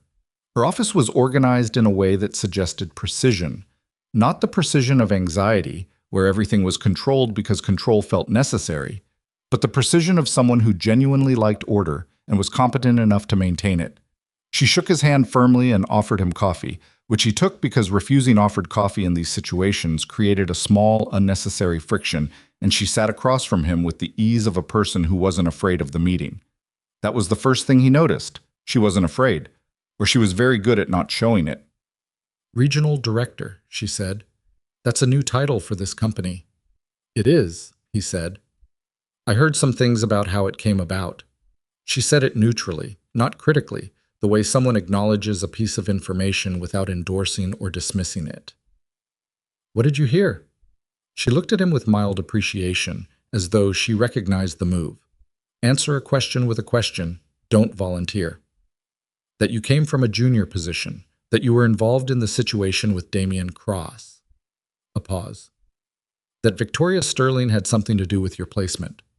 "All of that is accurate," he said. "She's a complicated person to work for," Carol said. Not an attack, a considered statement. Very intelligent, very certain. The certainty is useful about 70% of the time and complicated the other 30. Cole didn't say anything. "I imagine you're going to tell me that observation is exactly the kind of thing that shouldn't be said in this conversation," Carol said. And now there was a slight edge to her tone, not hostile, more like a person adjusting to the reality that the meeting was going to be more direct than she'd planned. "Actually, I think it's interesting that you said it," Cole said. "Can you tell me more about what you mean by complicated?" She studied him. "You're not what I expected." "What did you expect?" "Someone who would spend the first 20 minutes establishing authority." She set her coffee down. "What do you want to know, Mr. Ryder?" "Tell me about the quarterly strategy review 14 months ago." Something shifted in her face. It was brief, a fraction of a second. And then her expression was composed again, but Cole had seen the fraction of a second, and it was enough. "That's a specific reference," she said. "We did a thorough data review before coming," he said. "Standard for the process. What I found was an unusual pattern of departures in the weeks following that meeting. People leave jobs," she said. "It happens everywhere." 6 people in 3 months is not the normal pattern for this office," he said. "I checked your 4-year history. It was an outlier." She was quiet for a moment. Her hands were folded in her lap, and she was looking at him with the particular expression of a person making a decision about how much of the truth to give and in what form. "That meeting was difficult," she said finally. "What happened?" Another pause, longer this time. "We were looking at a significant operational change, restructuring the client services workflow. I had a proposal that I believed was correct. There were people in that room who disagreed with it." She paused. "Strongly. And we implemented the proposal."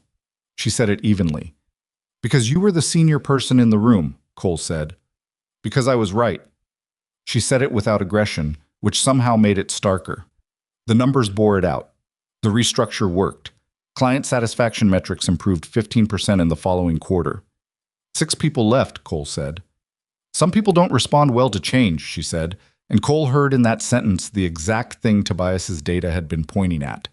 It was the language of a person who had explained a pattern to herself so many times that the explanation had become invisible, like a piece of furniture you stopped seeing because it was always in the same corner. "Can I tell you what I observed in this building yesterday?" Cole said. She gestured for him to go ahead. He told her. Not aggressively, not with the rhetoric of accusation. He told her the way he'd been trained to give field reports, specific and factual and sequential. What he'd seen in the conference rooms, the 40 minutes without a single contradiction, the body language of the people around the table when she spoke. He watched her face while he talked, and what he saw there was not the defensiveness he'd expected. It was something more complicated.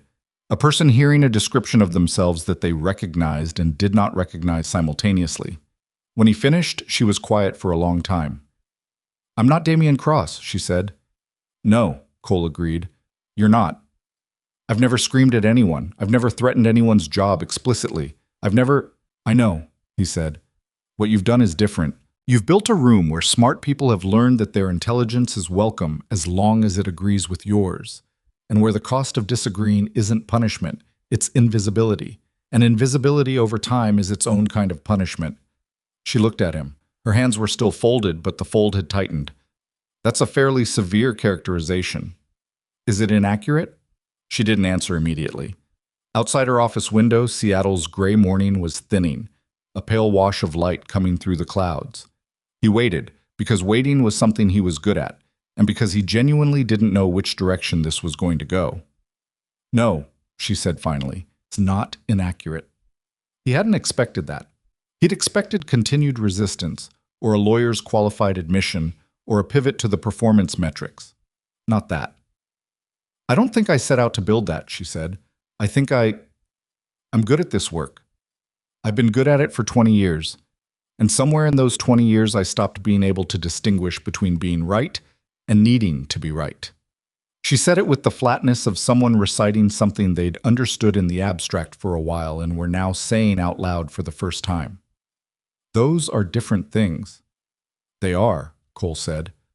What happens now, she said. He thought about it honestly. I write a report. The report goes to Victoria. What happens after that isn't my decision alone. He paused. But I'd rather tell you what I think, since you asked. Go ahead. I think you're a capable leader who's been operating without real accountability for long enough that the unchecked parts of you have grown into the checked parts, which doesn't make you irredeemable. It makes you a person who needs a different set of conditions. He met her eyes. The 6 people who left, some of them might have had something to contribute that would have improved what you built. You'll never know. That's the cost of building a room where only one version of thinking is welcome. She looked at him for a long moment. You're 37 years old, she said. Yes. How do you know that?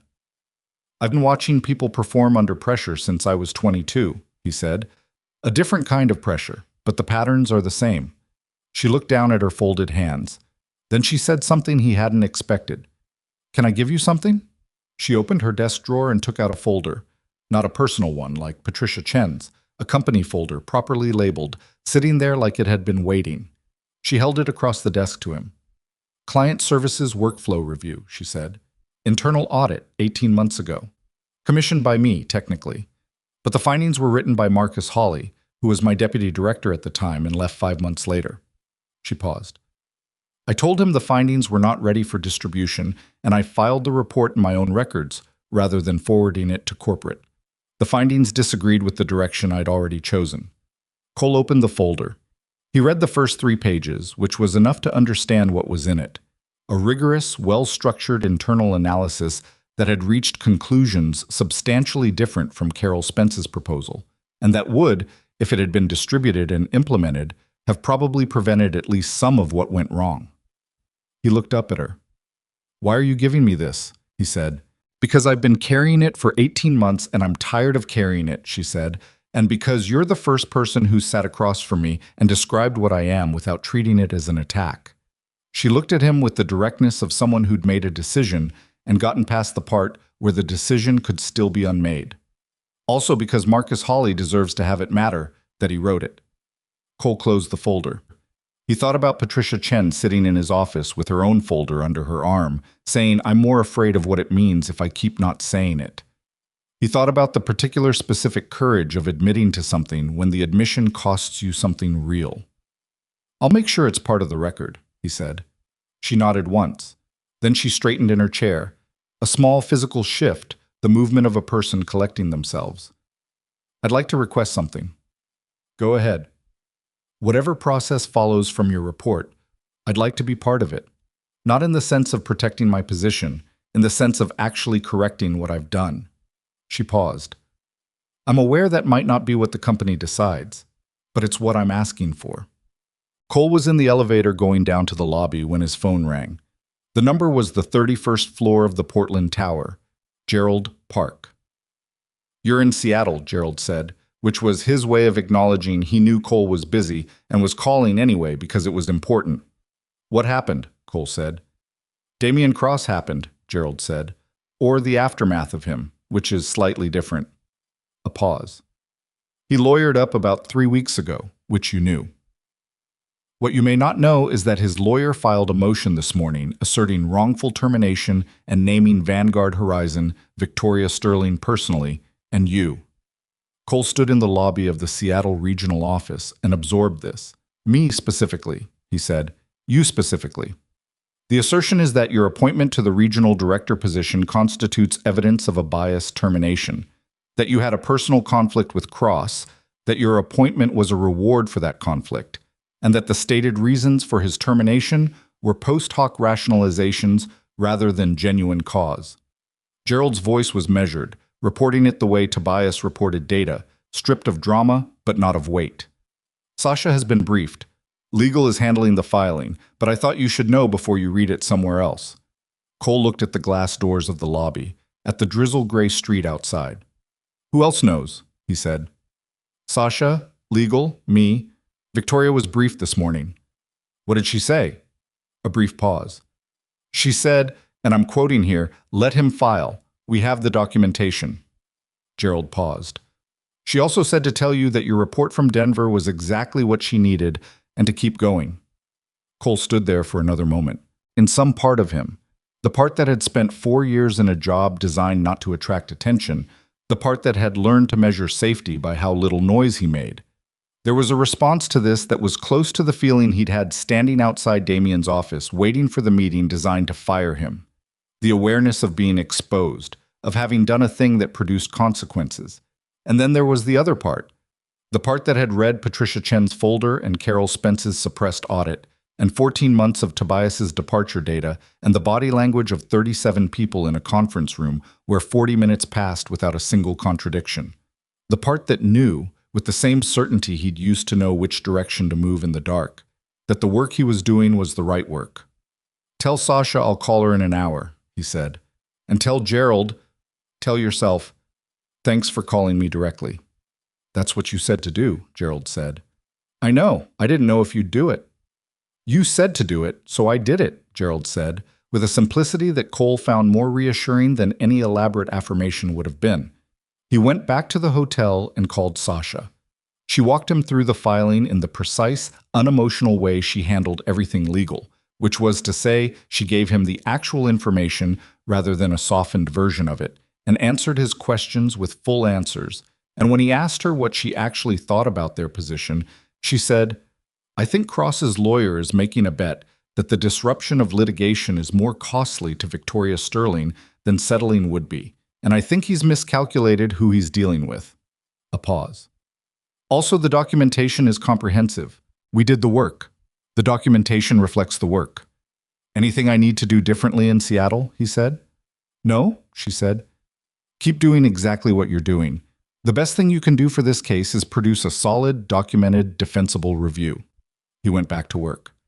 That afternoon, he and Diane spent 2 hours with the employee who'd written the full paragraph in her exit interview, a woman named Kezia Morse, who no longer worked for the company but had agreed to speak informally, off the record, for context.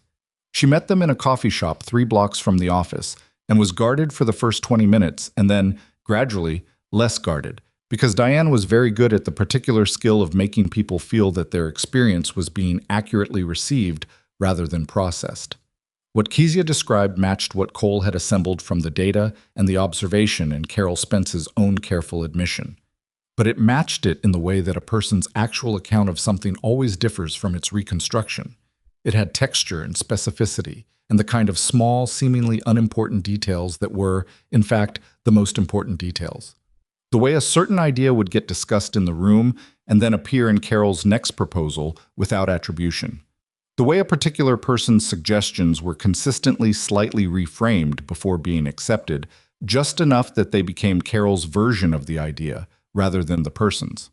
The gradual erosion, that was the word Kezia used, erosion, of the sense that her actual thinking was welcome. What made you finally leave? Diane asked. Kezia held her coffee cup with both hands. A meeting, she said. I had a proposal I'd spent 6 weeks on. Real work. Data-driven. Tested. I genuinely believed in it. She paused. Carol spent 11 minutes on it, in a 40-person meeting. Then she said it was interesting, and moved on. And 3 weeks later, there was a new initiative that was... It was my proposal, shaped differently. But it was my proposal. She stopped. And I realized that I wasn't going to get credit for the work, but I also wasn't going to get credit for not doing the work. So the only difference was whether I was there or not. And I didn't want to be there anymore. Cole looked at her across the coffee shop table. She was in her mid-30s, composed. The kind of composed that had cost something to build. He thought about what she'd built in 6 weeks that had been taken without credit, and what it cost to sit in a meeting and watch that happen and not be able to say anything about it. "We're putting this in the report," he said. "Not your name if you don't want it, but the substance of it." "Use my name," she said. "I've been anonymous about this for 18 months, and it hasn't done anything." He wrote her name in his notebook. On the train back to Portland that evening, the review team was quieter than they'd been after Denver. Denver had felt like finding something they'd expected to find. Seattle felt like finding something more complicated. A person who was not a villain, doing damage in a way that was harder to name and therefore harder to address. Cole sat by the window and watched the dark Oregon landscape move past and let the team be quiet because they'd earned the quiet. Victoria sat across from him again. She had her notebook out. "Carol Spence gave you the Holly audit," she said. It wasn't a question. "Yes." "I didn't know she had it." She was looking at her notebook, not at him. "I knew a review had been commissioned, and I knew it was never distributed. I didn't know where it ended up." "Now you know." She nodded. "What's your read on her?" He thought about it. "Someone worth keeping, in a different configuration. She knows what she did. She named it herself before I had to." He paused. "That's rarer than you'd think." "I know," Victoria said. "I've seen enough of these situations to know." He looked at her. She was still looking at the notebook, and in the window reflection behind her, the dark landscape moved. She looked, in that reflection, like a person who had been running something for a very long time and knew exactly what it cost.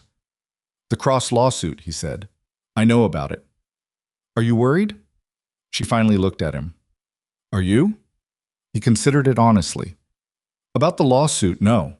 About whether doing this job means spending the next several years being sued every time I make a call someone doesn't like." He paused. "Mildly." "That's accurate," she said. "It is part of the job. People with power do not give it up without a fight, and sometimes the fight is legal, and sometimes it's reputational, and sometimes it's both at once." She held his gaze. "The question is whether the work is worth that." "You already know what I think," he said. "I want to hear you say it." He looked at her for a moment. "The work is worth it," he said. "Not because I'm certain it'll go the way I want, because it's the right thing to be doing." Victoria held his gaze for another second, then looked back at her notebook. "Yes," she said quietly, as though agreeing with something she'd been telling herself for a long time. "That's exactly why." Outside the window, the dark landscape kept moving.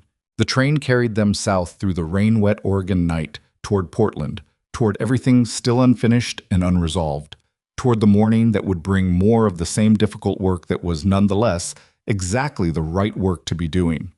Cole put his own notebook away and leaned his head back and closed his eyes. In 4 hours he'd be home. Emma would be asleep. He'd stand in her doorway in the dark and listen to her breathe, and the breathing would be easy, and he'd go to bed carrying everything the day had been. The folder, the coffee shop, the train window, the word erosion, and wake up tomorrow and do it again. That was enough. It was more than enough. The lawsuit took 4 months to resolve. Cole knew going in that 4 months was fast, by legal standards.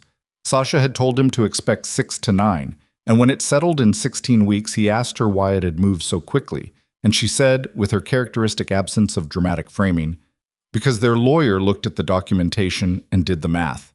Which was Sasha's way of saying that Damian Cross had walked into a legal strategy built on the assumption that Vanguard Horizon would want to avoid the exposure of a prolonged discovery process, and had discovered instead that Victoria Sterling had been quietly, methodically building a documented record for the better part of a year.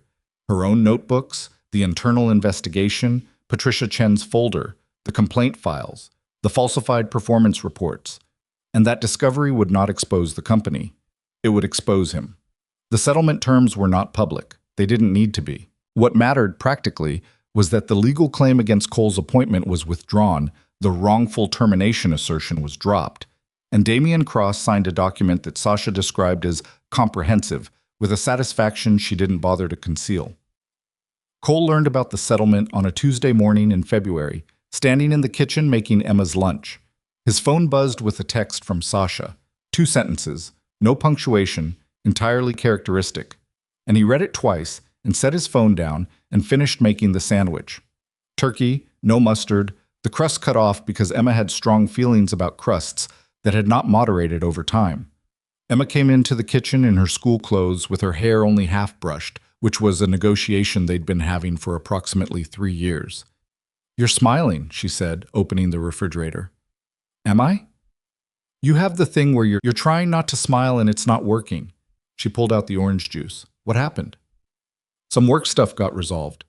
She considered this while pouring her juice. "Good resolved or bad resolved?" "Good." "Okay." She put the juice back. Can we get pizza tonight?" He looked at her. She was standing in the kitchen light in her half-brushed hair and her school clothes, 9 years old going on 45, completely unimpressed by anything that didn't affect the immediate practical logistics of her life. He felt something that didn't have a clean name. Gratitude, maybe, or the specific relief of a person who'd carried something heavy long enough that putting it down felt almost disorienting. "Yeah," he said. "We can get pizza." The accountability review concluded in March, 6 weeks after Seattle. The 4th and final site visit was to the Chicago office, which turned out to be genuinely healthy in most of the ways the brief had suggested. Lower drama, higher functionality, a regional director named Sandra Osei, who ran her floor with a directness that produced disagreement and handled the disagreement without treating it as a threat. Cole spent 2 days in that building and left feeling something close to relief, because it meant the problem was not universal. It meant the company, in at least one of its regional expressions, already knew how to be what it was supposed to be. The full review report was 412 pages. Tobias wrote the data sections. Diane wrote the personnel and organizational analysis. Sasha wrote the legal and compliance framework. Cole wrote the executive summary and the recommendations, which he worked on for 10 days, revising each section not for length but for accuracy, making sure each sentence said exactly what he meant and nothing he didn't mean. He submitted it to Victoria on a Friday afternoon. She called him the following Monday. "I read it over the weekend," she said. "All of it?" "All of it." A pause. "The recommendation regarding Carol Spence." "Yes." "You're recommending retention with a restructured reporting relationship and a formal mentorship arrangement."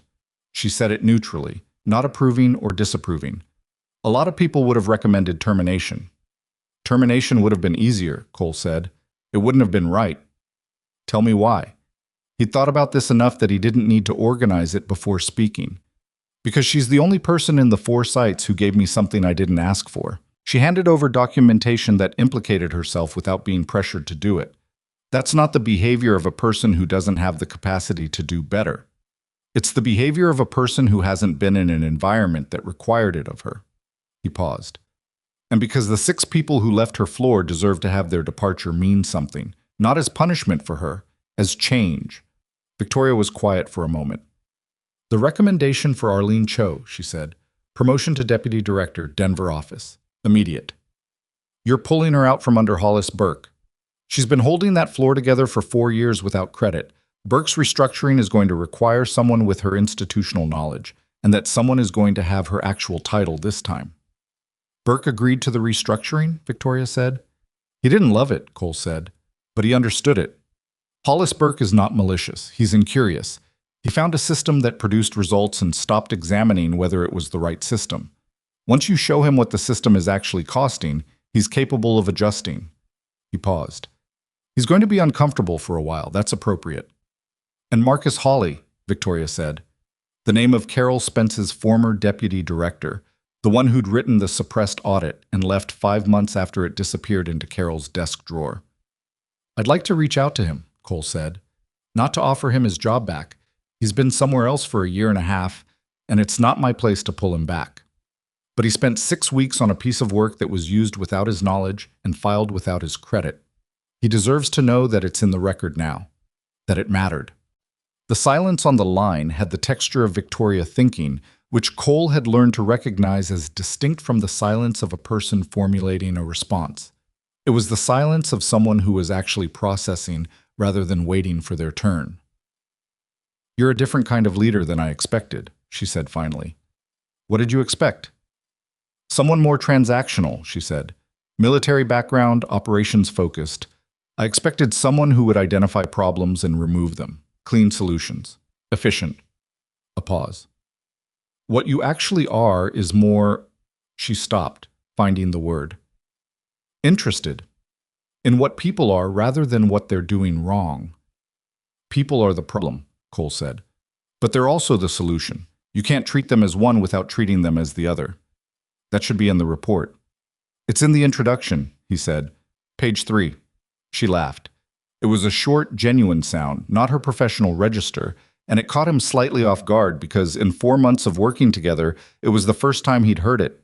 A sound that belonged to Victoria Sterling, the actual person, rather than Victoria Sterling, the CEO. He didn't say anything about it because saying something about it would have made it self-conscious, and it was better as it was.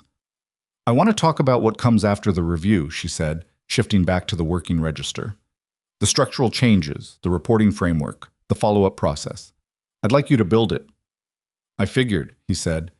"It's going to be a longer project than the review itself." "I know. 18 months, minimum, before we'd see the results in the data in a meaningful way." "Probably longer," he said. "Culture moves slower than data." "Yes," she said. "It does." A pause. "Are you in?" He was sitting at his desk on the 31st floor, the report he'd spent 10 days writing now on its way through the system, Portland gray and wet outside his window, in the particular way that he'd stopped noticing because it had become his normal. On his desk was a small glass frame, about 4 inches by 4 inches, and inside the frame was a folded piece of paper. He'd put it there 3 weeks ago, after thinking about it for a while, because it seemed like something that should be somewhere he could see it, rather than somewhere it would get lost. The folded $20 bill from the break room, the one he'd put on the table next to the spilled coffee, while Damian Cross watched with an expression that had mixed contempt and genuine confusion about the kind of person who would do that. He looked at it. "I'm in," he said.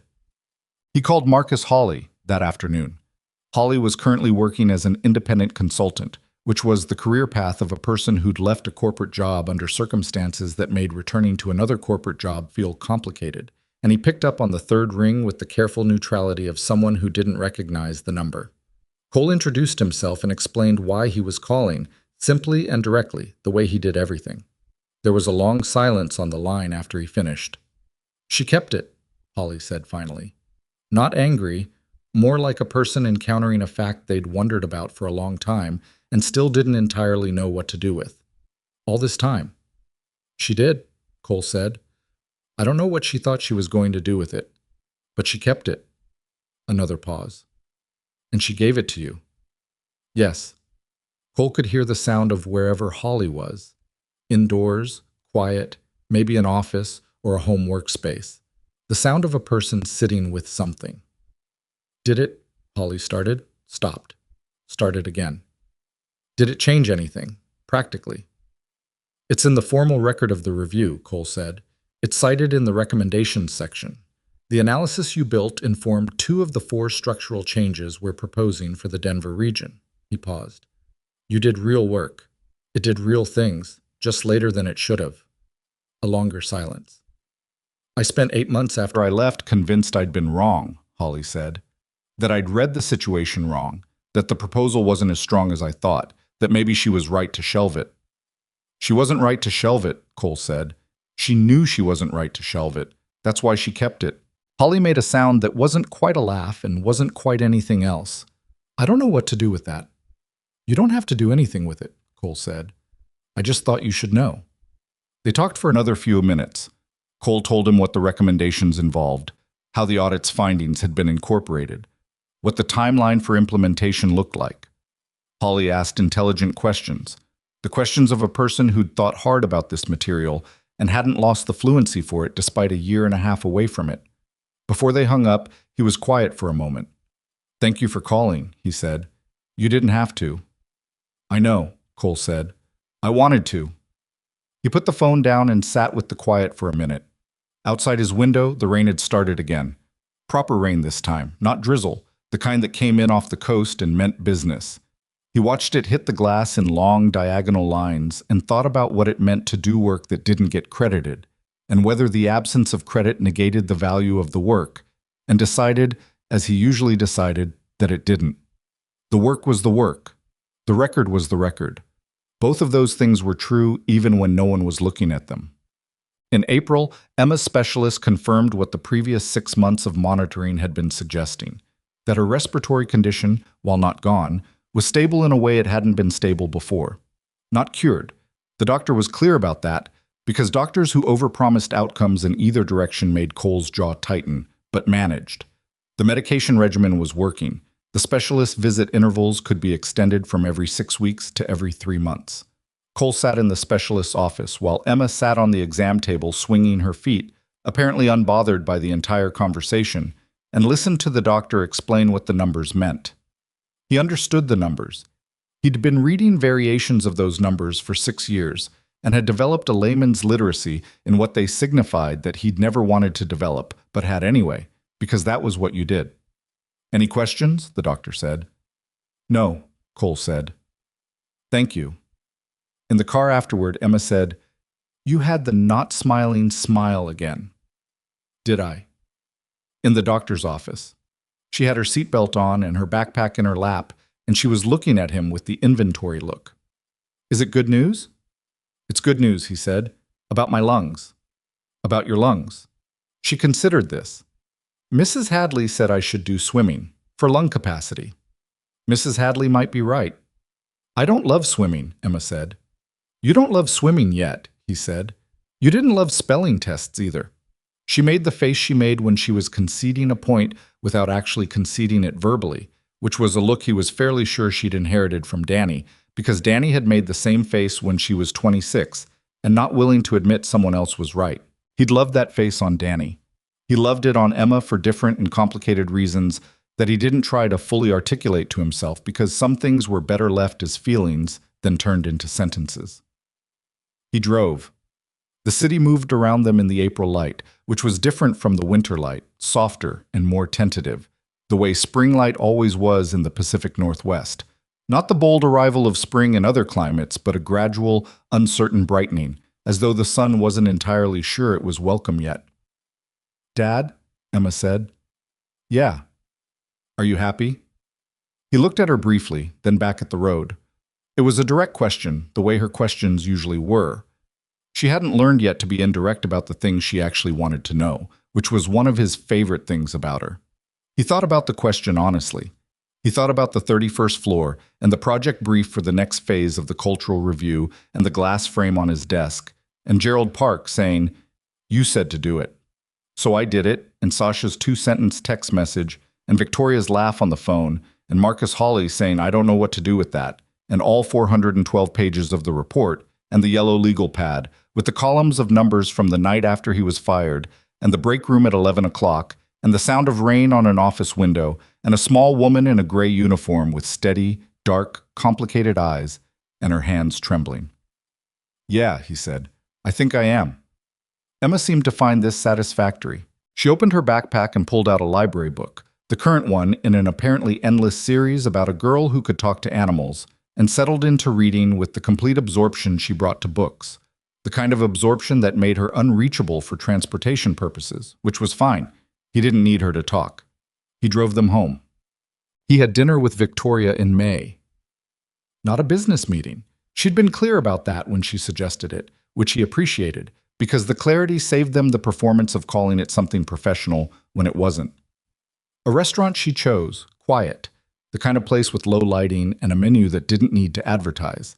She was already there when he arrived, which meant she'd come early, which meant she'd wanted to be settled before he arrived, which told him something about how she experienced anticipation. They talked about the review for the first 20 minutes because it was the center of gravity between them, and pretending otherwise would have been effortful. The first phase of structural changes was rolling out across all 4 regional offices. Arlene Cho had accepted the deputy director position in Denver and had apparently cried when she got the call, which Gerald had relayed to Cole with the specific embarrassment of a man who found emotional information professionally awkward but felt obligated to report it accurately. Carol Spence was 3 months into her restructured role and was, by Diane's assessment, doing the hard and uncomfortable work of actually changing, not performing change, doing it, which was slower and less linear and more believable. Diane said she disagreed with Carol in a meeting last week, Victoria said, openly. Carol said she needed to think about it and came back the next day and said Diane was right. That's good, Cole said. Diane said it felt strange, like something she expected to cost more than it did. It probably will cost more eventually, Cole said. Change isn't linear. She'll have good months and then she'll have a bad week and revert to something that looks like the old pattern. The question is whether the environment around her holds the accountability. Is that what you think about yourself? Victoria said. The reverting. He looked at her. It was a direct question, personal rather than professional, and she held his gaze with the steadiness he'd seen first in a break room when she was wearing a gray uniform and her hands were shaking. Yes, he said, I think about it. What does it look like when you revert? He considered it honestly. I get quiet when I should say something, not out of strategy, shove, out of old habit, the habit of being the person in the room who doesn't matter. He picked up his glass. I catch it faster than I used to, but it still happens. She nodded slowly. Mine is different. Mine is certainty. When things get complicated, I default to being more certain than I am, because uncertainty is uncomfortable and certainty feels like control. She paused. The cleaning floor project was partly about breaking that, making myself exist in a context where my certainty was completely irrelevant because no one knew to ask for it. Did it work? Partially, she said. I'm more aware of it. Awareness is not the same as resolution. No, he said. It's not. They ate. The conversation moved to Portland, to where she'd grown up, which was Baltimore, which explained the shipping logistics father. To Emma, who was apparently taking swimming lessons under protest. To the way institutions changed, which was the thing they both thought about most, and which turned out to be inexhaustible as a conversation topic because neither of them had simple answers to it, and they were both, in different ways, allergic to simple answers. At one point she said, Can I ask you something about the night in the break room? Sure, he said. When you stepped in, when you said walk away from her, were you afraid? He thought about it. He wanted to give her the true answer rather than the answer that sounded right. I was afraid of the consequences, he said. Not of the moment itself. In the moment I don't know if calm is the right word, decided. Once I'd said it, I was decided, and decided doesn't leave a lot of room for afraid. Decided, she repeated, like she was holding the word up to see how it fit. There's a thing that happens in the field, in genuinely dangerous situations, where the decision is actually the hard part, and the execution is almost easier than waiting, because waiting means you're still in the space where things could go either way. He paused. The moment I said it, I wasn't waiting anymore. She looked at him. I've been running a company for 12 years and I've made thousands of decisions, she said. Most of them were calculated, weighted. I ran models in my head and picked the option with the best projected outcome. A pause. I have made maybe a dozen decisions in that time that felt like what you're describing. Decided, not calculated. Which ones? Doing the cleaning floor project, she said. The first time. Choosing to go in disguised rather than sending someone else. She paused. And walking up to you in the boardroom. Not through Diane, not through a formal appointment process. Walking up to you directly with the $20 bill. He thought about that moment. The boardroom. Damien's confusion turning to something that looked like fear, and Victoria crossing the room directly toward Cole while everyone else tried to understand what was happening. He'd been prepared, in those seconds, for almost anything. He hadn't been prepared for someone to put a folded bill on the table and say nothing, just look at him, and have that be the whole communication. Why the bill? He said. You could have just said who you were. She was quiet for a moment. Because words can be professional, she said. Anyone can say the right words in the right room.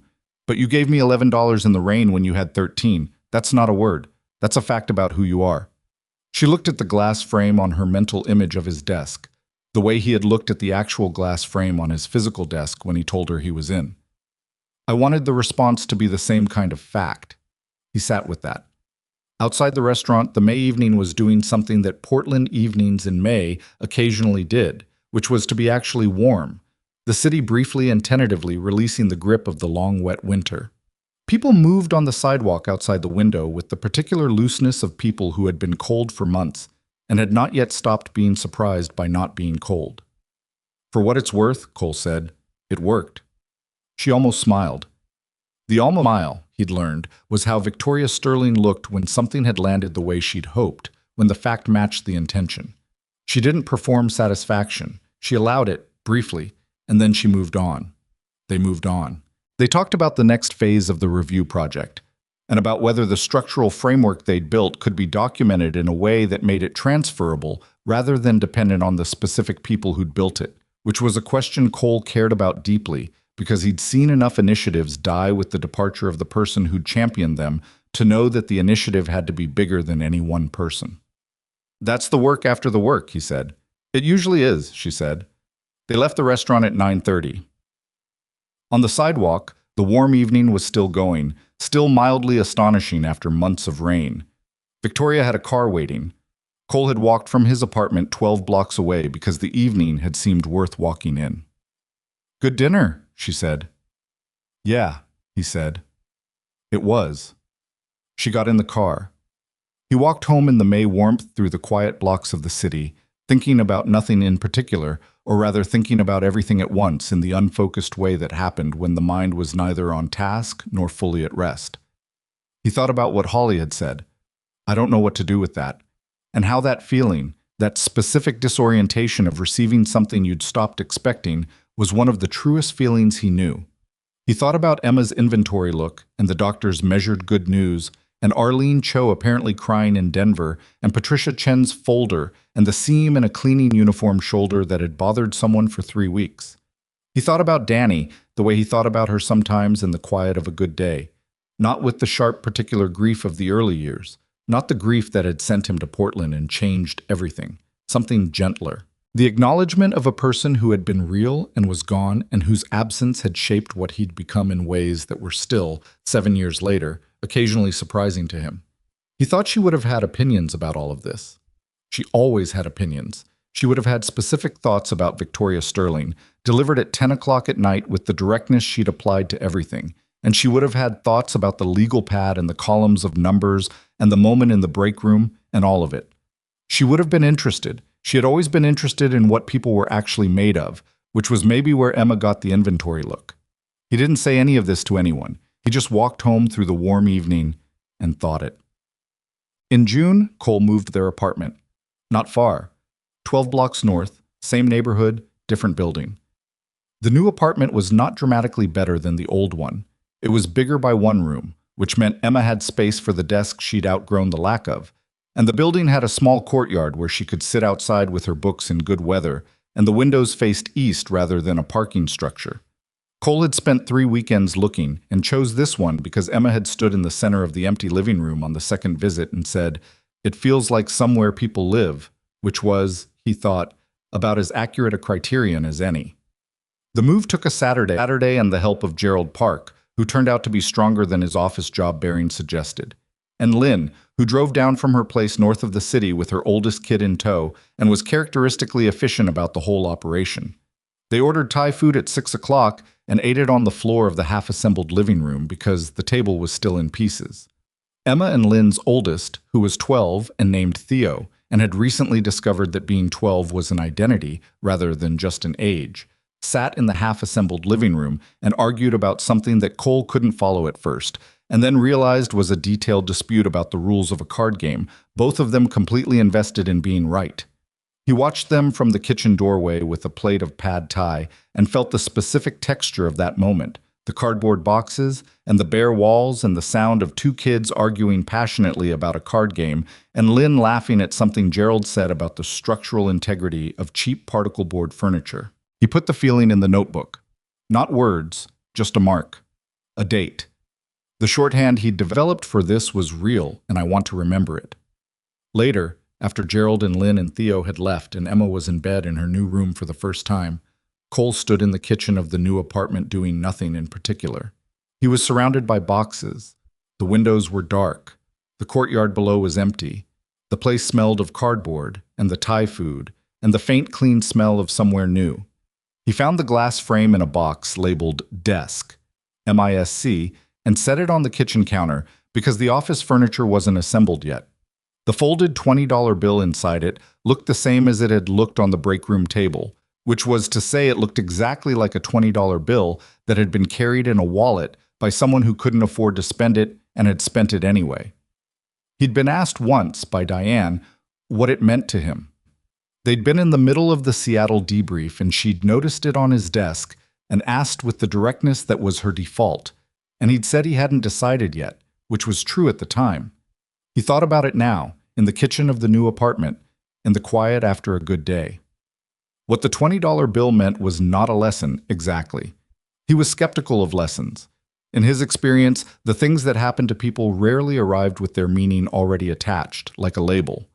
The meaning came from what you did afterward. The night in the break room had been, in itself, a small thing. A man had screamed at a woman. Another man had told him to stop. Money had changed hands unnecessarily. People had gone home. What made it mean something was not the moment itself, but the accumulation of everything that had followed it. The decisions and the documents and the people who'd come forward and the people who'd been seen and the work that was still ongoing and would be ongoing for longer than he could currently see the end of. The $20 on the table was the first link in a chain, but a link is not a chain. The chain was the thing. He put the frame back in the box and closed the flap. He'd put it on the desk when the desk was assembled. He knew where it belonged. He went to bed in the new apartment and lay in the dark listening to the new sounds. Different traffic pattern, different buildings settling, the courtyard occasionally audible below the window. Different from what he knew, but not wrong. Just new. He thought about the question Emma had asked in the car. "Are you happy?" He'd said yes and meant it, but he thought now that happy was maybe not the most accurate word. Happy suggested a state, a condition you arrived at and maintained. What he actually felt was more like present. Engaged with the specific texture of the days as they actually were, rather than the days as they were supposed to be or had been or might have been. He'd spent a long time in his life managing the gap between what was and what he'd expected, and the management had been expensive in ways that took a while to see clearly. What was different now was not that the gap was gone. There were still plenty of things that were not what he'd have chosen, and plenty of uncertainty, and plenty of days that were harder than they should have been. What was different was that the management cost had gone down. He was spending less energy on the gap and more energy on the actual days. That was not a lesson either. It was just a true thing, observed from the inside. Outside the window, the June night was quiet. Portland in early summer had a specific quality that even 4 years in hadn't made entirely familiar. The long evenings, the light lasting past 9, the city looking slightly different in the warmth than it looked in the gray months, as though it were the same city in a different register. He thought about a break room at 11 o'clock at night. The fluorescence, the rain, a woman with steady dark eyes and hands that were shaking but didn't reach for help. The way a small room can contain a very large thing if the right person is there to see it. He thought, I'd do it again.